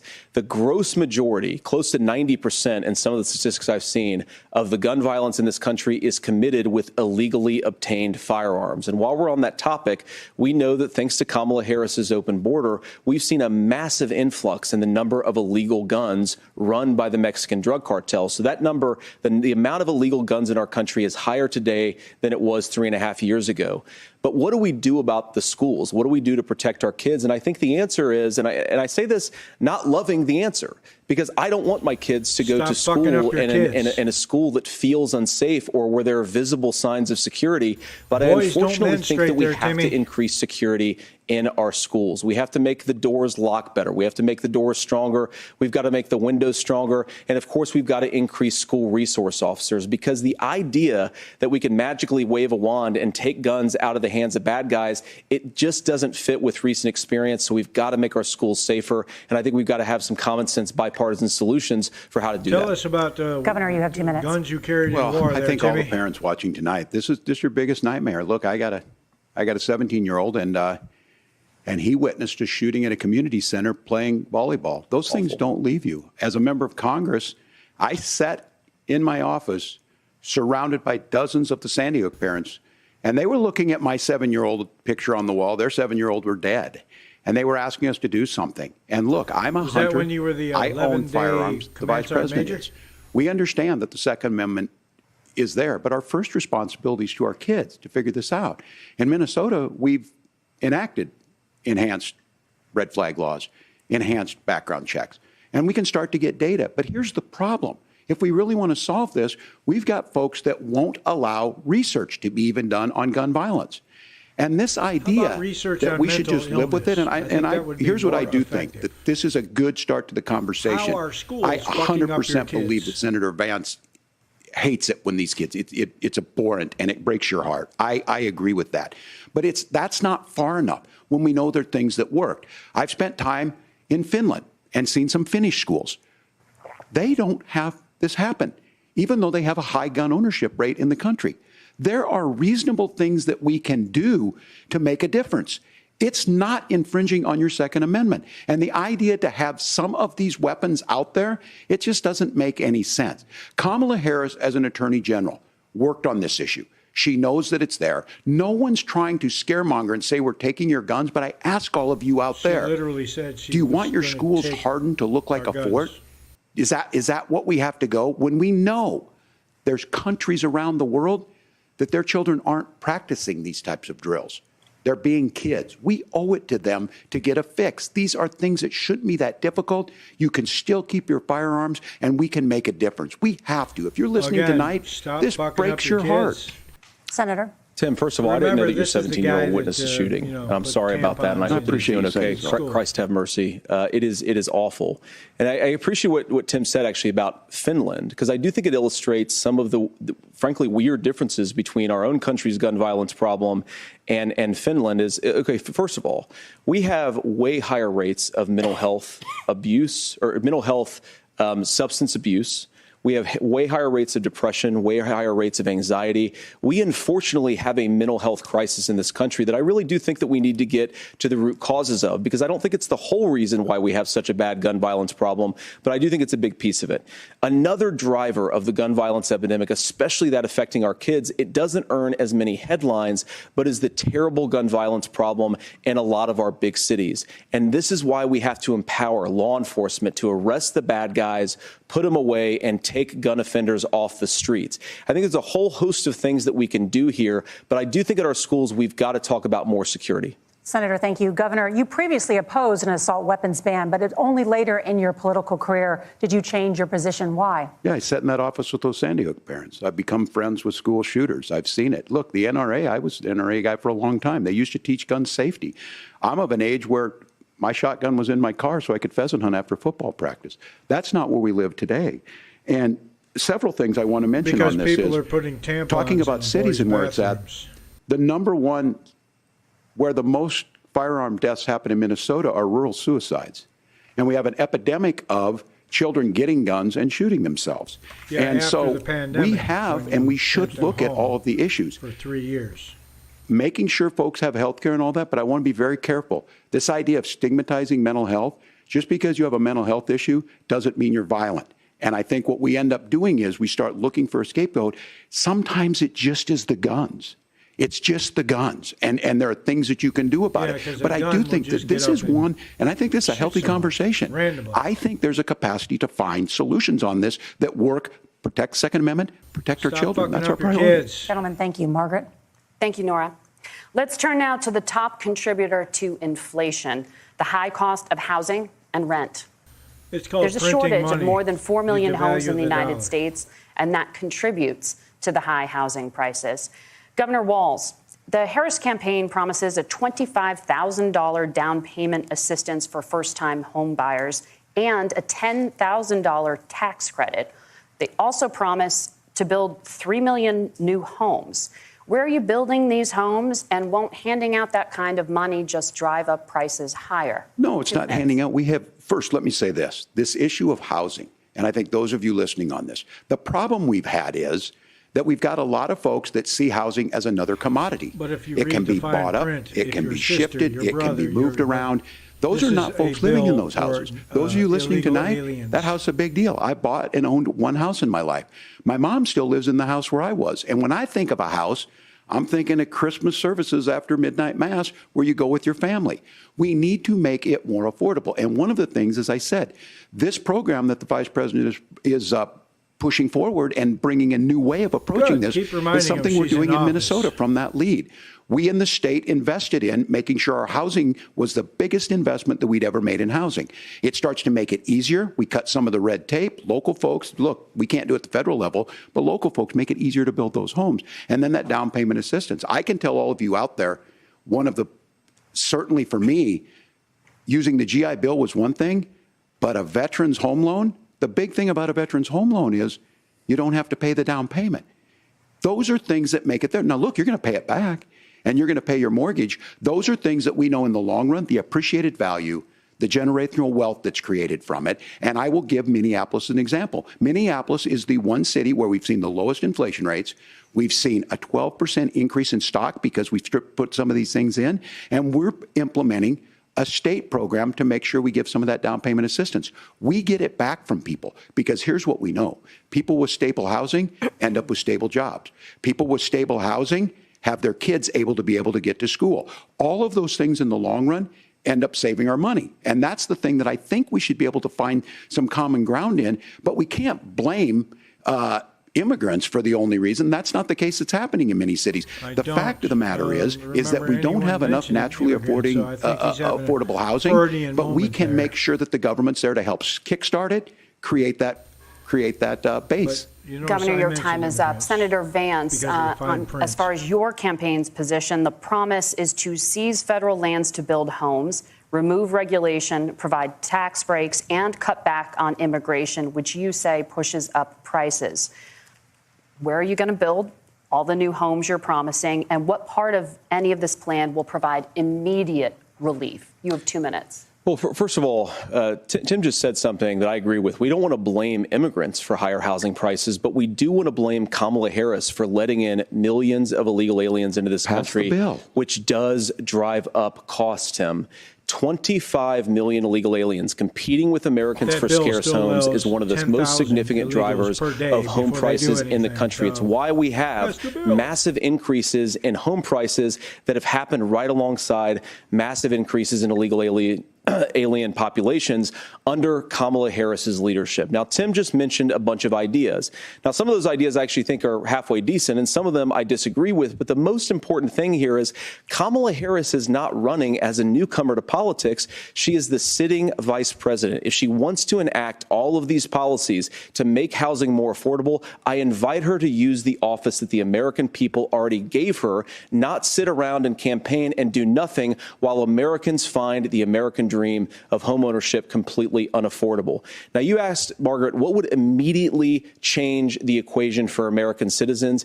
If you lower energy prices, as Donald Trump says, drill, baby, drill, one of the biggest drivers of housing costs aside from illegal immigration is, think about it. If a truck driver's paying 40% more for diesel, then the lumber he's delivering to the job site to build the house is also going to become a lot more expensive. If we open up American energy, you will get immediate pricing relief for American citizens, not, by the way, just in housing, but in a whole host of other economic goods, too. Senator Vance, you still have 23 seconds there. Do you want to answer? Can I have it? Where, yeah. Governor, we will get to you in a moment. But, Senator, where are you going to seize the federal lands? Can you clarify? Well, what Donald Trump has said is we have a lot of federal lands that aren't being used for anything. They're not being used for national park. They're not being used, and they could be places where we build a lot of housing. And I do think that we should be opening up building in this country. We have a lot of land that could be used. We have a lot of Americans that need homes. We should be kicking out illegal immigrants who are competing for those homes, and we should be building more homes for the American citizens who deserve to be here. Senator, your time is up. Governor, I do want to let you respond to the allegation that the vice president is letting in. Well, of course, that's not true. And again, you have the facts. I guess we agreed not to fact check. I'll check it. That, look, crossings are down compared to when Donald Trump left office. But No, it's, again, they're not. Donald Trump had a and not trying to 30-year find a low. solution. I was going to ask, though, on this question, are we going to drill and build houses in the same federal land? And I think when people hear federal lands, these are really important pieces of land. Now, Minnesota doesn't have a lot of federal lands. I know in the western part of the countries we do. he's lying. There's not a lot of federal lands in and around Minneapolis, for example. So the issue is I don't understand the federal lands issue unless we see this, and I worry about this as someone who cares deeply about our national parks and our federal lands. Look, Minnesota, we protect these things. We've got about 20% of the world's fresh water. These lands protect. They're there for a reason. They belong to all of us. But again, this is when you view housing and you view these things as commodities. Like, there's a chance to make money here. Let's take this federal land and let's sell it to people for that. I think there's better ways to do this. We've seen it in Minnesota. We're able to refurbish some of these houses. We're able to make some investments. That gets people in. And I'm still on the fact on this. Economists, Senator Vance, you said you don't like the economists. Which economists are saying that it is immigrants that's adding to the cost? Governor, your time is up. But Senator, on that point, I'd like for you to clarify. There are many contributing factors to high housing costs. What evidence do you have that migrants are part of this problem? Well, there's a Federal Reserve study that we're happy to share after the debate. We'll put it up on social media, actually, that really drills down on the connection between increased levels of migration, especially illegal immigration, and higher housing prices. Now, of course, Margaret, that's not the entire driver of higher housing prices. It's also the regulatory regime of Kamala Harris. Look, we are a country of builders. We're a country of doers. We're a country of explorers. But we increasingly have a federal administration that makes it harder to develop our resources, makes it harder to build things, and wants to throw people in jail for not doing everything exactly as Kamala Harris says they have to do. And what that means is that you have a lot of people who would love to build homes who aren't able to build homes. I actually agree with Tim Walz. We should get out of this idea of housing as a commodity. But the thing that has most turned housing into a commodity is giving it away to millions upon millions of people who have no legal right to be here. What are the federal regulations? I deal with this as a governor. You can very quickly reply. I'm sorry. I get this as a governor, and I don't necessarily disagree with that, that in some cases, many of those are local, many of them are state. I don't know which ones are federal, but I think whenever we talk regulations, people think they can get rid of them. I think you want to be able to get out of your house in a fire. I think you want to make sure that it's fireproof and those types of things. So which are the regulations? Because the vice president's not responsible for those. Congress writes those. Governor, thank you. Gentlemen, we have a lot to get to. You're passionate about the housing crisis, I can tell. But Nora? Thank you. One of the top problems facing Americans is the high cost of health care. Senator Vance, at the last presidential debate, former President Trump was asked about replacing the Affordable Care Act. In response, he said, "I have concepts of a plan." Since then, Senator, you've talked about changing how chronically ill Americans get health insurance. Can you explain how that would work? And can you guarantee that Americans with pre-existing conditions won't pay more? I'll give you 2 minutes. Well, of course, we're going to cover Americans with pre-existing conditions. In fact, a lot of my family members have gotten health care. I believe, members of my family actually got private health insurance, at least for the first time, switched off of Medicaid onto private insurance for the first time under Donald Trump's leadership. And I think that, a lot of people have criticized this concepts of a plan remark. Look, it's very simple common sense. I think as Tim Walz knows from 12 years in Congress, you're not going to propose a 900-page bill standing on a debate stage. It would bore everybody to tears, and it wouldn't actually mean anything because part of this is the give and take of bipartisan negotiation. Now, when Donald Trump was actually president, and again, he has a record to be proud of, prescription drugs fell in 2018 for the first time in a very long time. Under Kamala Harris's leadership, prescription drugs are up about 7%. Under Donald Trump's entire 4 years, they were up about 1.5%. He introduced pricing transparency. Think about healthcare. You go into a hospital, you try to buy something, and nobody knows what it actually costs. That price transparency will actually give American consumers a little bit more choice and will also drive down costs. And we talked about, the reinsurance regulations is what I was talking about. Look, Donald Trump has said that if we allow states to experiment a little bit on how to cover both the chronically ill but the non-chronically ill, it's not just a plan. He actually implemented some of these regulations when he was president of the United States. And I think you can make a really good argument that it salvaged Obamacare, which was doing disastrously until Donald Trump came along. And I think this is an important point about President Trump. Of course, you don't have to agree with everything that President Trump has ever said or ever done.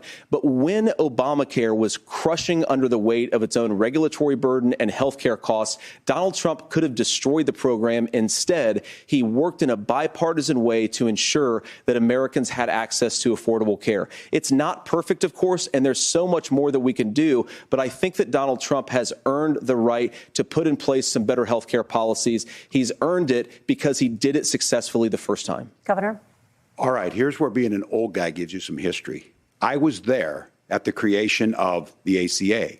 And the reason it was so important is I come from a major healthcare state, home of the Mayo Clinic, home to Medical Alley, 3M, Medtronic, all of those. We understand healthcare. It's why we're ranked first on affordability and accessibility and quality of healthcare.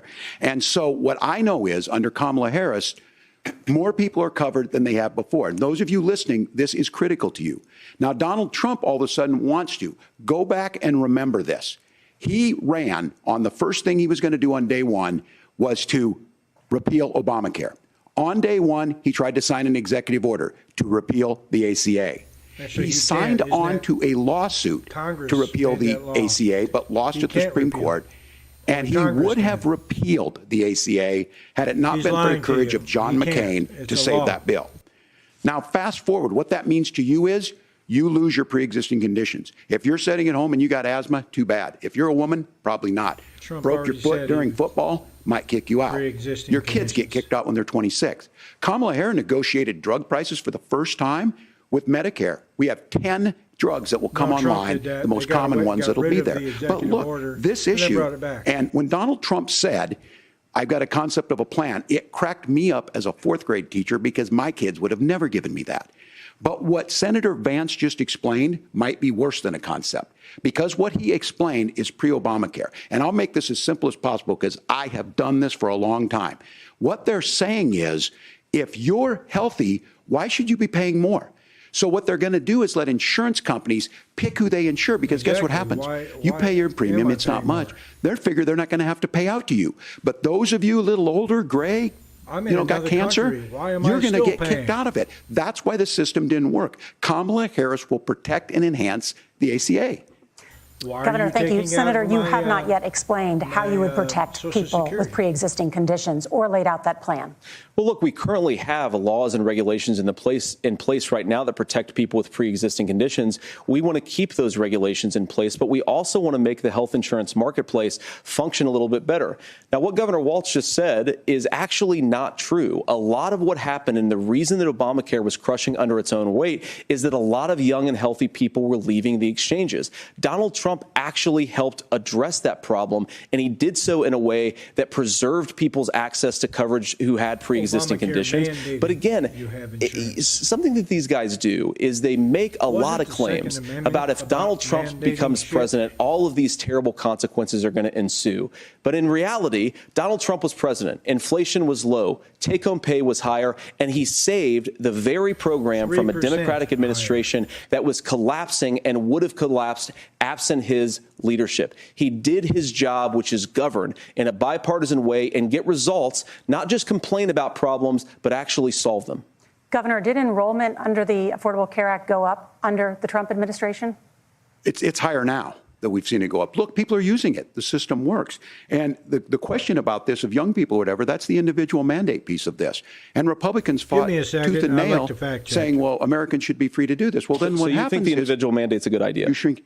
I think the idea of making sure the risk pool is broad enough to cover everyone, that's the only way insurance works. When it doesn't, it collapses. You are asking pre-ACA where we get people out. Look, people know CNN, that they need to be on health care. Obamacare sign-ups People increased for the expect first it time to under be Trump. there. And when we are able to make it, and we are making it this way, when we incentivize people to be in the market, when we help people who might not be Obamacare able to afford enrollment it hits get there, record level and we as make Trump sure files then repeal. when you get sick and old, it's there for you. Because I heard people say, well, I don't want to buy into Medicare or whatever. Good luck buying health care once you get past 70. So look, the ACA works. We can continue to do better. Kamala Harris did that. The way she made everything better was negotiating those 10 drugs on Medicare for the first time in American history. Thank Second you. time Margaret, Trump did it we're- first. I apologize. We're out of Go time. ahead, We have a Laura. number of subjects to discuss. Margaret? Let's talk about families in America. There is a child care crisis in this country, and the United States is one of the very few developed countries in the world without a national paid leave program for new parents. Governor Walz, you said that if Democrats win both the White House and Congress, this is a day one priority for you. 4 months off? How long should employers be required to pay workers while they are home taking care of their newborns? You have 2 minutes. Yeah, well, that's negotiable, and that's what Congress worked. But here's what the deal is. Americans sitting out there right now, you may work for a big company. Look, we're home in Minnesota to some of the largest Fortune 500 companies. Kamala Harris knows that in California. Those companies provide paid family and medical leave. One is, I think they're moral and they think it's a good thing, but it also keeps their employees healthy. We in Minnesota passed a paid family and medical leave. You have a child, and I had to go back to work 5 days after my kids were born. This allows you to stay home a certain amount of time. What we know is that gets the child off to a better start, the family works better, we stay in their employers, we get more consistency in that. So Kamala Harris has made it a priority. We implemented it in Minnesota, and we see growth. That's how you become a pro-business state. But the negotiations on it, and here's the issue, those big companies are able to offer it. Those of you out there who don't have it, just imagine what happens if you get cancer or your child gets sick. We know what happens. You end up staying home. In some places, that means no paycheck because you've got no protection on that. This is the case of an economy that Donald Trump has set for the wealthiest amongst us. He's willing to give those tax breaks to the wealthiest. He's willing to say, bust those unions up, do whatever. What we're saying is the economy works best when it works for all of us. And so a paid family medical leave program, and I will tell you, go to the families or go to the businesses and ask them. As far as childcare on this, you have to take it at both the supply and the demand side. You can't expect the most important people in our lives to take either our children or our parents to get paid the least amount of money. And we have to make it easier for folks to be able to get into that business and then to make sure that folks are able to pay for that. We were able to do it in Minnesota, and I'm still telling you this. We were listed as the best state. We're still in crisis on this. A federal program of paid family and medical leave and help with this will enhance our workforce, enhance our families, and make it easier to have the children that you want. Governor, your time is up. Senator, do you support a national paid leave program? And if so, for how long should employers be mandated to pay their employees while they are home taking care of their newborn? You have 2 minutes. Yeah, well, first of all, Margaret, a number of my Republican colleagues and some Democrats, too, have worked on this issue. And I think there is a bipartisan solution here because a lot of us care about this issue. I mean, look, I speak from this very personally because I'm married to a beautiful woman who is an incredible mother to our 3 beautiful kids, but is also a very, very brilliant corporate litigator. And I'm so proud of her. But being a working mom, even for somebody with all of the advantages of my wife, is extraordinarily difficult. And it's not just difficult from a policy perspective. She actually had access to paid family leave because she worked for a bigger company. But the cultural pressure on young families and especially young women, I think makes it really hard for people to choose the family model they want. A lot of young women would like to go back to work immediately. Some would like to spend a little time home with the kids. Some would like to spend longer at home with the kids. We should have a family care model that makes choice possible. And I think this is a very important substantive difference between Donald Trump and Kamala Harris's approach. I mean, look, if you look at the federal programs that we have that support paid family leave right now, the Community Development Block Grant, and there's another block grant program that spends a lot of money from the federal government. These programs only go to one kind of child care model. Let's say you'd like your church maybe to help you out with child care. Maybe you live in a rural area or an urban area and you'd like to get together with families in your neighborhood to provide child care in the way that makes the most sense. You don't get access to any of these federal monies. We want to promote choice in how we deliver family care and how we promote child care because, look, it is unacceptable. And, you know, of course, Tim and I have been on the campaign trail a lot the past 7 or 8 weeks. And one of the biggest complaints I hear from young families is people who feel like they don't have options, like they're choosing between going to work or taking care for their kids. That is an incredible burden to put on American families. We're the only country that does it. I think we could do a heck of a lot better. Senator, thank you. You have also said, Senator Vance, many things about the American family. The Federal Reserve says parents will spend nearly as much on child care as they do on housing each month. So I want to get your thoughts on this. President Trump recently said, as much as child care is talked about as being expensive, it's relatively speaking not very expensive compared to the kinds of numbers we'll be taking in.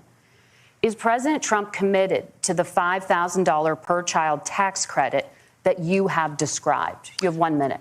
Well, what President Trump said, Margaret, I just want to defend my running mate here a little bit, is that we're going to be taking in a lot of money by penalizing companies for shipping jobs overseas and penalizing countries who employ slave laborers and then ship their products back into our country and undercut the wages of American workers. It's the heart of the Donald Trump economic plan. Cut taxes for American workers and American families. Cut taxes for businesses that are hiring and building companies in the United States of America, but penalize companies and countries that are shipping jobs overseas. That's the heart of the economic proposal. And I think what President Trump is saying is that when we bring in this additional revenue with higher economic growth, we're going to be able to provide paid family leave, child care options that are viable and workable for a lot of American families. Can you clarify how that will solve the child care shortage? Well, because as Tim said, a lot of the child care shortage is we just don't have enough resources going into the multiple people who could be providing family care options. And we're going to have to, unfortunately, look, we're going to have to spend more money. We're going to have to induce more people to want to provide child care options for American families, because the reason it's so expensive right now is because you've got way too few people providing this very essential service. Thank you, Senator. Governor Walz, your ticket also has some child care tax credit proposals. Do you think Congress will agree to the $6,000 credit for newborns and $3,000 credit for children over the age of 6, as your campaign has promised? Is that realistic? Well, if these members of Congress are listening to anybody, I can tell you, and this is the biggest issue. Everybody listening tonight knows. I mean, I'm sure they were shocked to hear it's not that expensive. And let's be clear, whether it's $5,000 or $6,000, that pays you about 3 or 4 months. Let's be clear of where we're at on this. It's because we got out of an imbalance on this. We thought we were going to get by not paying people. I don't think Senator Vance and I are that far apart. I'm not opposed to what he's talking about on options. We've done scholarships types of things. I think we need to be open to making the case. But the issue here is, the question you asked is, you're not going to pay for it with these tariffs. That's just adding another $4,000 on the family and taking less. So not only do they not get the money to pay for that, they're $4,000 in the hole. That's Wharton School. That's his alma mater. And so I think the issue here is, if those members of Congress, I can't believe they're not. When I go to businesses, sure, they'll talk about taxes sometime, but they will lead with childcare and they will lead with housing, because we know the problem is, especially in a state like Minnesota, we need more workers because our economy's growing, but we need the workforce. Governor, thank you. We need to move on. Nora? Let's talk about the state of democracy, the top issue for Americans after the economy and inflation. After the 2020 election, President Trump's campaign and others filed 62 lawsuits contesting the results. Judges, including those appointed by President Trump and other Republican presidents, looked at the evidence and said there was no widespread fraud. The governors of every state in the nation, Republicans and Democrats, certified the 2020 election results and sent a legal slate of electors to Congress for January 6th. Senator Vance, you have said you would not have certified the last presidential election and would have asked the states to submit alternative electors. That has been called unconstitutional and illegal. Would you again seek to challenge this year's election results, even if every governor certifies the results? I'll give you 2 minutes. Well, Nora, first of all, I think that we're focused on the future. We need to figure out how to solve the inflation crisis caused by Kamala Harris's policies, make housing affordable, make groceries affordable, and that's what we're focused on. But I want to answer your question because you did ask it. Look, what President Trump has said is that there were problems in 2020, and my own belief is that we should fight about those issues, debate those issues peacefully in the public square, and that's all I've said, and that's all that Donald Trump has said. Remember, he said that on January the 6th, the protesters ought to protest peacefully. And on January the 20th, what happened? Joe Biden became the president. Donald Trump left the White House. And now, of course, unfortunately, we have all of the negative policies that have come from the Harris-Biden administration. I believe that we actually do have a threat to democracy in this country, but unfortunately, it's not the threat to democracy that Kamala Harris and Tim Walz want to talk about. It is the threat of censorship. It's Americans casting aside lifelong friendships because of disagreements over politics. It's big technology companies silencing their fellow citizens. And it's Kamala Harris saying that rather than debate and persuade her fellow Americans, she'd like to censor people who engage in misinformation. I think that is a much bigger threat to democracy than anything that we've seen in this country in the last 4 years, in the last 40 years. Now, I'm really proud, especially given that I was raised by 2 lifelong blue-collar Democrats, to have the endorsement of Bobby Kennedy Jr. and Tulsi Gabbard, lifelong leaders in the Democratic coalition. And of course, they don't agree with me and Donald Trump on every issue. We don't have to agree on every issue, but we're united behind a basic American First Amendment principle that we ought to debate our differences. We ought to argue about them. We ought to try to persuade our fellow Americans. Kamala Harris is engaged in censorship at an industrial scale. She did it during COVID. She's done it over a number of other issues. And that, to me, is a much bigger threat to democracy than what Donald Trump said when he said that protesters should peacefully protest on January the 6th. Governor? Well, I've enjoyed tonight's debate, and I think there was a lot of commonality here. And I'm sympathetic to misspeaking on things, and I think I might have with the senator. Me too, man. There's one though that this one is troubling to me, and I say that because I think we need to tell the story. Donald Trump refused to acknowledge this, and the fact is that I don't think we can be the frog in the pot and let the boiling water go up. He was very clear. I mean, he lost this election, and he said he didn't. 140 police officers were beaten at the Capitol that day. Some with the American flag, several later died. And it wasn't just in there. In Minnesota, a group gathered on the state capitol grounds in St. Paul and said, we're marching to the governor's residence and there may be casualties. The only person there was my son and his dog, who was rushed out crying by state police. That issue and Mike Pence standing there as they were chanting, hang Mike Pence. Mike Pence made the right decision. So, Senator, it was adjudicated over and over and over. I worked with kids long enough to know, and I said as a football coach, sometimes you really want to win, but the democracy is bigger than winning an election. You shake hands, and then you try and do everything you can to help the other side win. That's what was at stake here. Now, the thing I'm most concerned about is the idea that imprisoning your political opponents, already laying the groundwork for people not accepting this. Yes, and a president's words matter. Are doing that. A president's words matter. People hear that. So I think this issue of settling our differences at the ballot box, shaking hands when we lose, being honest about it, but to deny what happened on January 6th, the first time in American history that a president or anyone tried to overturn a fair election and the peaceful transfer of power. And here we are 4 years later in the same boat. I will tell you this, that when this is over, we need to shake hands this election, and the winner needs to be the winner. This has got to stop. It's tearing our country apart. Margaret? Senator Vance, did you want to respond to that? Yeah, well, look, Tim, first of all, it's really rich for Democratic leaders to say that Donald Trump is a unique threat to democracy when he peacefully gave over power on January the 20th, as we have done for 250 years in this country. We are going to shake hands after this debate and after this election. And of course, I hope that we win, and I think we're going to win. But if Tim Walz is the next vice president, he'll have my prayers, he'll have my best wishes, and he'll have my help whenever he wants it. But we have to remember that for years in this country, Democrats protested the results of elections.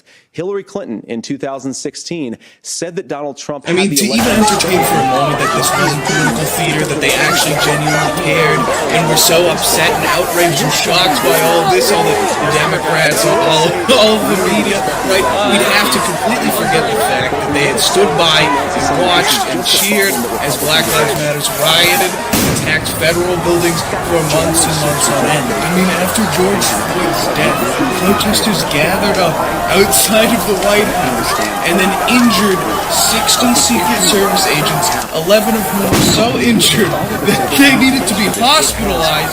And then the media in Congress said it was a peaceful protest and then laughed at Trump because he went to the bunker. They called him Bunker Boy.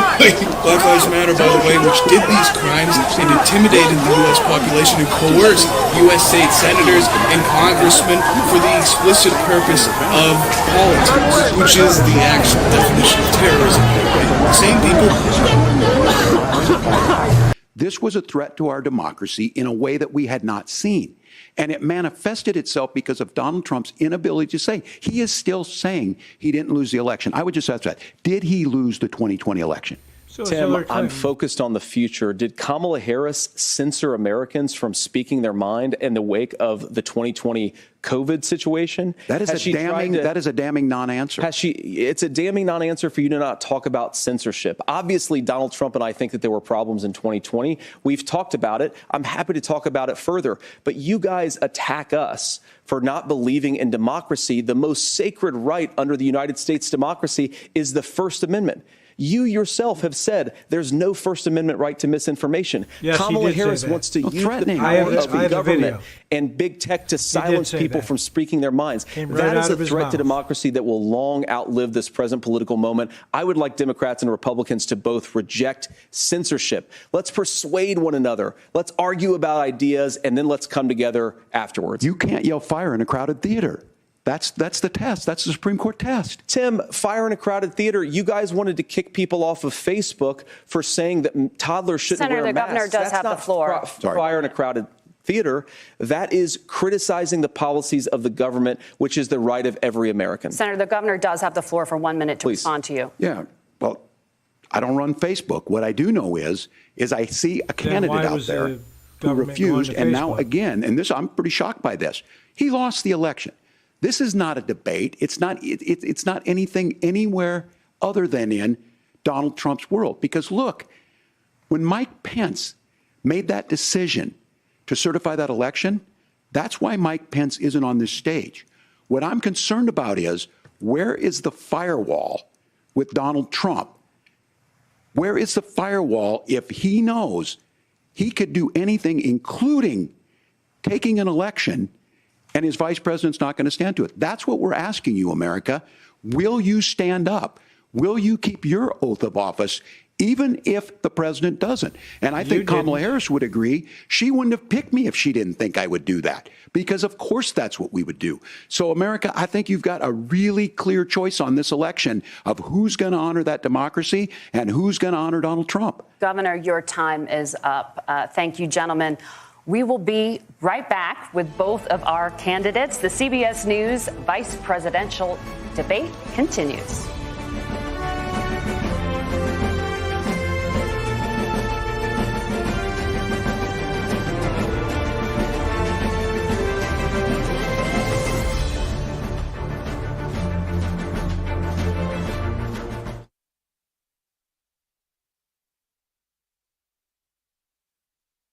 Drawing on over 4 decades of military and executive protection expertise, this book represents the culmination of the author's comprehensive training in firearms and combat strategies. With first-hand experience as a rifleman, sniper, machine gunner, and M1 tank crewman in Iraq and Afghanistan, the author offers invaluable insights for self-defense. By emphasizing the significance of training under duress, the book aims to enhance your skills so that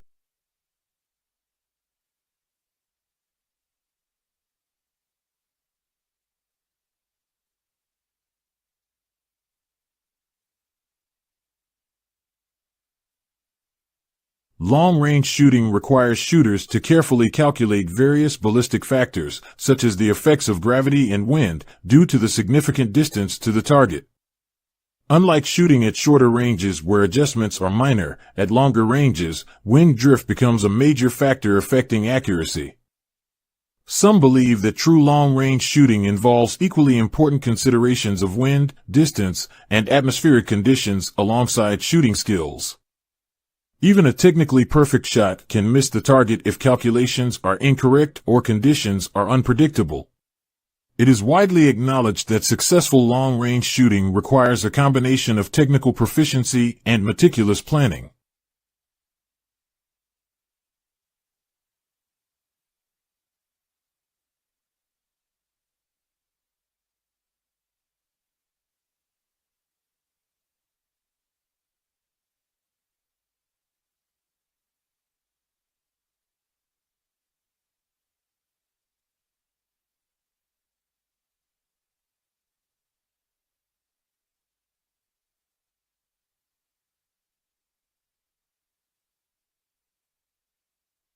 Yo, listen up! This book is a game changer, fam. It's packed with insane tips for tactical training like, wow, meet Sean Armstrong, a total legend with over 40 years of experience. This dude served in the military for 23 years, like, whoa. You know why this matters? Because stress exposes your base skills. This book preps you for serious real-world situations. Don't sleep on it. Learn crazy self-defense moves that actually work when it counts. Because nobody wants to be caught lacking, am I right? Elevate your baseline. That's the vibe we're going for, folks. Train hard, stay ready, should be your motto. So what are you waiting for? Grab this book now and gear up.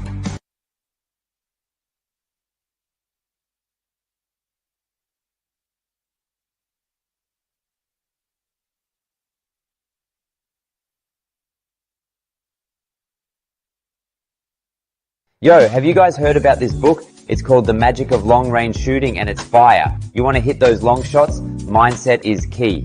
Sean Armstrong breaks it down like a boss in this book. Ballistics, baby. This book covers all that math stuff. We're talking ballistic coefficients and firing positions. Get those numbers right and watch your accuracy soar. Wind can mess you up real quick, trust me. Learn how to read the wind like a pro in this gem. This dude was a sniper in the army, so you know it's legit. Get those street smart tips straight from Sean himself.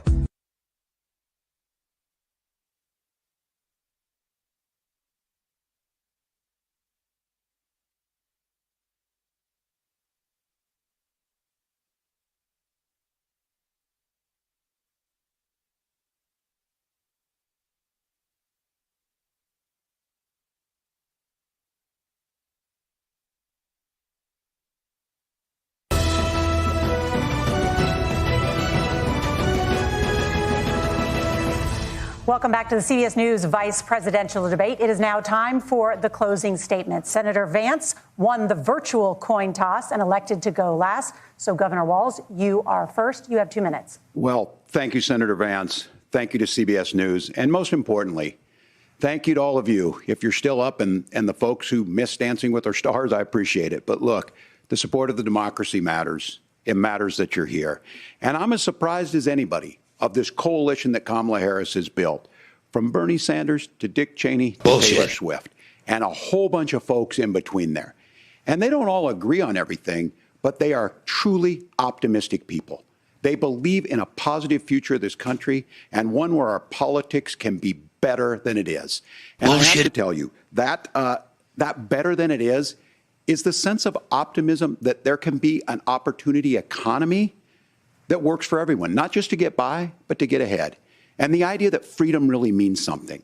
Not the freedom of government to be in your bedroom or exam room, but the freedom for you to make choices about yourself. Now, look, we all know who Donald Trump is. He's told us, and as Maya Angelou said, believe him when he told you that. His first inaugural address talked about American carnage. And then he spent 4 years trying to maybe do that. Senator Vance tonight made it clear he will stand with Donald Trump's agenda. He will continue to push down that road. Excuse me. Kamala Harris gives us a different option. Now, I'll have to tell you, I'm going to be careful about the quotes, but there's one that Senator Vance said that does resonate with me. He said, Donald Trump makes the people I care about afraid. A lot of America feels that way. We don't need to be afraid. Franklin Roosevelt was right. All we have to fear is fear itself. Kamala Harris is bringing us a new way forward. She's hospital-tested, clinically proven bullshit. Real solutions for the middle class, and she's centering you at the heart of that. All the while asking everyone, join this movement, make your voices heard. Let's look for a new day where everybody gets that opportunity and everybody gets a chance to thrive. I humbly ask for your vote on November 5th for Kamala Harris. Governor Walz, thank you. Senator Vance, your closing statement. Well, I want to thank Governor Walz, you folks at CBS, and of course the American people for tuning in this evening. And one of the issues we didn't talk about was energy. And I remember when I was being raised by my grandmother, when she didn't have enough money to turn on the heat some nights because Ohio gets pretty cold at night and because money was often very tight. And I believe, as a person who wants to be your next vice president, that we are a rich and prosperous enough country where every American, whether they're rich or poor, ought to be able to turn on their heat in the middle of a cold winter night. That's gotten more difficult thanks to Kamala Harris's energy policies. I believe that whether you're rich or poor, you ought to be able to afford a nice meal for your family. That's gotten harder because of Kamala Harris's policies. I believe that whether you're rich or poor, you ought to be able to afford to buy a house. You ought to be able to live in safe neighborhoods. You ought to not have your communities flooded with fentanyl. And that, too, has gotten harder with because of Kamala Harris's policies. Now, I've been in politics long enough to do what Kamala Harris does when she stands before the American people and says that on day one, she's going to work on all these challenges I just listed. She's been the vice president for 3.5 years. Day one was 1,400 days ago, and her policies have made these problems worse. Now, I believe that we have the most beautiful country in the world. I meet people on the campaign trail who can't afford food, but have the grace and generosity to ask me how I'm doing and to tell me they're praying for my family. What that has taught me is that we have the greatest country, the most beautiful country, the most incredible people anywhere in the world. But they're not going to be able to achieve their full dreams with the broken leadership that we have in Washington. They're not going to be able to live their American dream if we do the same thing that we've been doing for the last 3.5 years. We need change. We need a new direction. We need a president who has already done this once before and did it well. Please vote for Donald Trump. And whether you vote for me or vote for Tim Walz, I just want to say I'm so proud to be doing this, and I'm rooting for you. God bless you, and good night. Senator Vance, thank you. And thank you both for participating in the only vice presidential debate of this election cycle. I'm Margaret Brennan. And I'm Nora O'Donnell. And a reminder, there are just 35 days until Election Day. Please get out and vote. And for all of us here at CBS News, thank you and good night.